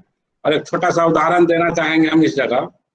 एक जज साहब का कुछ कंप्लेन आया जो हमारे एमडी के पास से, तो एमडी फोन रखे और तुरंत जो उस एरिया में मेरा इंचार्ज था उसको बोले, तो जज साहब के फोन आने के ठीक 5 मिनट के अंदर में वो स्टाफ उनके यहाँ पहुंच गया, क्योंकि वो स्टाफ उसी एरिया में था ही। तो जाके पूछता है सर से क्या कंप्लेन है बताया जाए। तो कहा जाए कौन है, तो हम डेयरी से आए। अरे यार अभी तो हम फोन रखे ही हैं, तो तुम आ कैसे गए? तो कहे सर एमडी साहब बोले हैं आप आइए, ऐसे आपका कोई कंप्लेन है। वो फिर एमडी साहब को फोन लगाए और बोले जो देखिए एमडी साहब मेरा कोई कंप्लेन नहीं है, आप अपने स्टाफ को बुला लीजिए। जिस संस्था का स्टाफ इतना पंचुअल होगा वहाँ कंप्लेन नहीं कर सकते हैं। तो जज साहब का फीडबैक था। और भी आपके द्वारा जो कुछ बात बताया गया, जैसे सोसाइटी में रिजर्व फंड होना चाहिए, तो हमारे सोसाइटी में करीब करीब 100 करोड़ रिजर्व फंड हमारे सोसाइटियों के पास हैं। आज के दिनों में भी 100 करोड़ करीब करीब हमारे सोसाइटी में है और संघ का जो रिजर्व फंड है वो अलग है। ये सिर्फ मेरे यूनियन की बात है। इस तरह का रिजर्व फंड करीब करीब सभी यूनियन में है ही और सभी सोसाइटी में है। हमारे यहाँ यह व्यवस्था पहले से ही है। और ये कोविड-19 के दौरान जो हम लोग खास के कुछ सीखे या हमको जो करने का जरूरत महसूस हुआ वो ऑनलाइन मार्केटिंग। तो हम लोगों ने घर घर तक दूध पहुंचाया। अब घर घर तक इस व्यवस्था को हम आज भी कंटिन्यू किए हुए हैं। फिर भी लोग आके आउटलेट सेंटर से लोग ले रहे हैं, लेकिन हम घर पर भी दूध पहुंचाने का व्यवस्था रखे हैं और प्रोडक्ट भी पहुंचा रहे हैं। एक और चीज जो हमारे सामने आया जो हम किए और उसका अच्छा रिजल्ट हमको मिला वो है रूरल मार्केटिंग। हम लोग रूरल मार्केटिंग पर पहले बहुत ध्यान नहीं देते थे, लेकिन इस दौरान जब हम लोगों ने रूरल क्षेत्र में को थोड़ा बढ़ावा दिया, जिस क्षेत्र में हम मार्केटिंग करें, तो हमको लगा जो ये शहरी क्षेत्र से कम फायदेमंद रूरल मार्केटिंग नहीं है और वहाँ भी लोगों के पास बैंक कैपेसिटी आज के दिनों में है और वो भी अच्छा खपत हमारा वहाँ हो रहा है। तो एक तो ये चीज हमारे सामने आया। आपने हल्दी दूध का बात किया है, तो हमने अभी हल्दी दूध का शुरुआत किया है। अभी हम लोगों के द्वारा जस्ट 15-20 दिन पहले हल्दी दूध मार्केट पर लॉन्च किया गया। धन्यवाद। मिथिला दुग्ध संघ की तरफ से मिथिला दुग्ध संघ के प्रबंध निदेशक धर्मेंद्र कुमार श्रीवास्तव बोल रहा हूं। और एनडीडीबी के माननीय अशोक कुमार गुप्ता जी और राजेश गुप्ता जी और हमारे बिहार के सभी संघों के माननीय अध्यक्षगण, सबको आज के इस एनडीडीबी की पहल से की हुई वेबिनार के लिए में आने के लिए बहुत बहुत स्वागत है, अभिनंदन है। मैं सबको प्रणाम करता हूं। मैं जिस तरह की अभी चर्चाएं चल रही थी मैं सुन भी रहा था। बिहार ने भी, जैसे कि हमारे पटना दुग्ध संघ के अध्यक्ष महोदय ने कहा या बरौनी के कहा, सभी लोगों ने काफी मेहनत किया है। दूध के आवक में थोड़ी कमी जरूर हुई है, लेकिन विपणन काफी अच्छा है। और कोविड में सभी लोगों ने, जैसे कि यहाँ पे जितने भी प्रवासी लोग आए थे बाहर से या जो भी हमारे बच्चे भी रहते थे, सभी घर पे आ गए, तो उन सबको ससमय दूध उपलब्ध कराया गया। एक बहुत बड़ी ये इन्वेंशन हुआ है इस बीच में। और गांव में या जितने भी क्वारंटाइन सेंटर्स थे उसमें हम लोगों ने पोषक सुधा, एक हमारा प्रोडक्ट है 200 ग्राम का WMP का पैक है, जिसमें 150 ml का करीबन 16 ग्लास बनता है और उसको सभी क्वारंटाइन सेंटर में सभी लोगों को दिया गया। बहुत सारी मिठाइयाँ भी दी, हमारे सभी संघों ने दिया। और इसमें एक चीज बहुत उभर के आई है कि जितने भी लोग हैं, मिथिला दुग्ध संघ ने अपने कार्य क्षेत्र में इस चीज को देखा, क्योंकि हमारा कार्य क्षेत्र मिथिलांचल है, जिसमें मधुबनी, दरभंगा और समस्तीपुर है। जैसा कि आप सबको बताना चाहूंगा कि ये 3 डिस्ट्रिक्ट का मिथिला मिल्क यूनियन है, जिसमें करीबन 24-2500 समितियां हैं, लेकिन उसका मेजर 1300-1350 समिति हमारी समस्तीपुर में है, जहां से कि मैक्सिमम दूध आता है। लेकिन हमारे पास मार्केटिंग जो है वो दरभंगा और मधुबनी जो शहर है उसमें बहुत अच्छी मार्केटिंग होती है। एक चीज और भी इसमें देखा गया कि लोगों को सुधा, जो हमारे बिहार का एक ब्रांड है हर यूनियन का होते हुए भी, इस पे विश्वसनीयता इतनी बढ़ी है कि हम लोग ने देखा दीपावली में, रक्षाबंधन, दीपावली नहीं बोल रहा हूँ, रक्षाबंधन और जितने भी पर्व बीच में आए या किसी को शादी इत्यादि में जरूरत पड़ी, तो सभी मिठाई के दुकान सारे बंद भी थे और कुछ खुले भी थे। लेकिन उसमें ये चीज देखा गया कि सुधा को फर्स्ट प्रायोरिटी दिया गया। जो अभी हमारे राजेश गुप्ता जी बता रहे थे कि लोकल को वोकल, तो definitely local has become first acceptance of all the consumers of Bihar, and वो हमारा एक स्ट्रेंथ है, क्योंकि हमने अपनी गुणवत्ता से कभी भी कोई समझौता नहीं किया है। और इस केस में भी हमारे पास करीबन 18-19 लाख पूरे मिल्क फेडरेशन में दूध आता रहा है और मार्केटिंग भी ऑलमोस्ट बराबर रहा है। और हम लोग कहीं कहीं से अपने रखे हुए पाउडर को अभी दिए, और इसमें जितने भी गांव में या हम ICDS में भी देते हैं, मध्याह्न भोजन में भी देते हैं। और आजकल मैं देख रहा हूं कि गांव में जितने भी कार्यक्रम होते हैं और जहाँ गांव में शादियां होती है उसमें तो दही मिठाई जाता ही है, लेकिन अब कोई कार्यक्रम भी होने लगा है तो उसमें सुधा के उत्पाद को फर्स्ट प्रेफरेंस दिया जाता है, क्योंकि इस पे विश्वसनीयता बहुत ज्यादा है। और कोविड ने हम सबको एक साथ चलने के लिए भी बहुत अच्छा एक अवसर दिया है।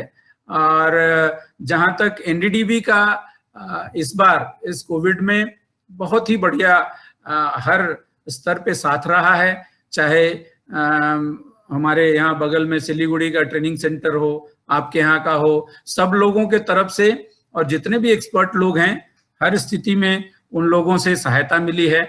अभी प्रश्न के रूप में सिर्फ यही है कि जो नस्ल सुधार की का कार्य चल रहा है और हम जो क्रॉस ब्रीड और एग्जॉटिक ब्रीड की तरफ ज्यादा थे उससे देसी नस्ल की तरफ आ रहे हैं, तो उसमें ज्यादा लीड एनडीडीबी ले सकता है। और उसके जितने भी आई थिंक आज के दिन में सबसे महत्वपूर्ण बात यही है, क्योंकि हमारा जो ओवरऑल एटमॉस्फेयर है, हमारा वातावरण है, जैसे कहते हैं मिल्क डिपेंड करता है ब्रीड, फीड, तो क्लाइमेटिक कंडीशन के हिसाब से अगर हमारे लोकल ब्रीड्स को ही हम लोग आज के दिन में इम्प्रूव करें, चाहे एम्ब्रॉयडर ट्रांसफर टेक्नोलॉजी अभी आ गया है, सॉर्टेड सीमेंट का भी आ गया है। और इत्तेफाक से हमारे बिहार में पूर्णिया में बहुत बड़ा एक बुल फार्म खुला है जहाँ पे सीमेंट सेंटर भी खुला है। तो उसके माध्यम से भी अगर इसको मेरी समझ से सेंट्रली किया जाए सभी लोगों के लिए तो मेरे समझ से ये अच्छा होगा। और मेरा यही सुझाव और प्रश्न दोनों है कि आज this is the right time, high time to concentrate on our breed improvement, और जिससे कि देसी ब्रीड से हम इस तरह से इम्प्रूव करें उसको कि उसका मिल्क यील्ड भी बढ़े और क्वालिटी भी बढ़े।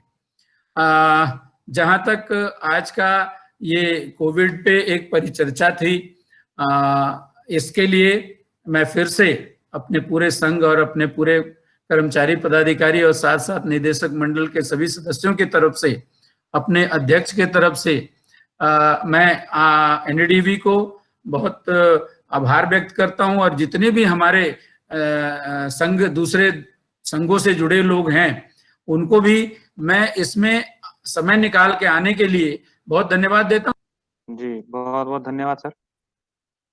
सबसे पहले तो हम एनडीडीबी को धन्यवाद देते हैं।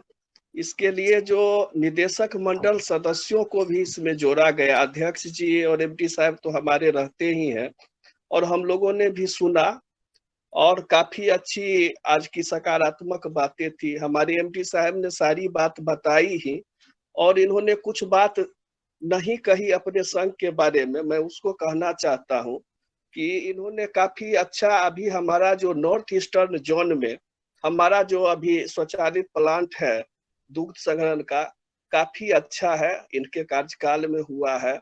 हम लोग का मार्केटिंग भी बढ़ा है। हम लोग थोड़ा सा प्रोक्योरमेंट में कम इस समय हुए हैं, लेकिन हम लोग काफी आगे बढ़ रहे हैं। और अभी हम लोग, हमारे एमडी साहब, हमारे मिथिला दूध संघ में एक गोवर्धन योजना के तहत हम लोग देसी नस्ल पर जो ऑनलाइन प्रशिक्षण का कार्यक्रम हो रहा है, वो किसानों के काफी हित में। एनडीडीबी से मेरी एक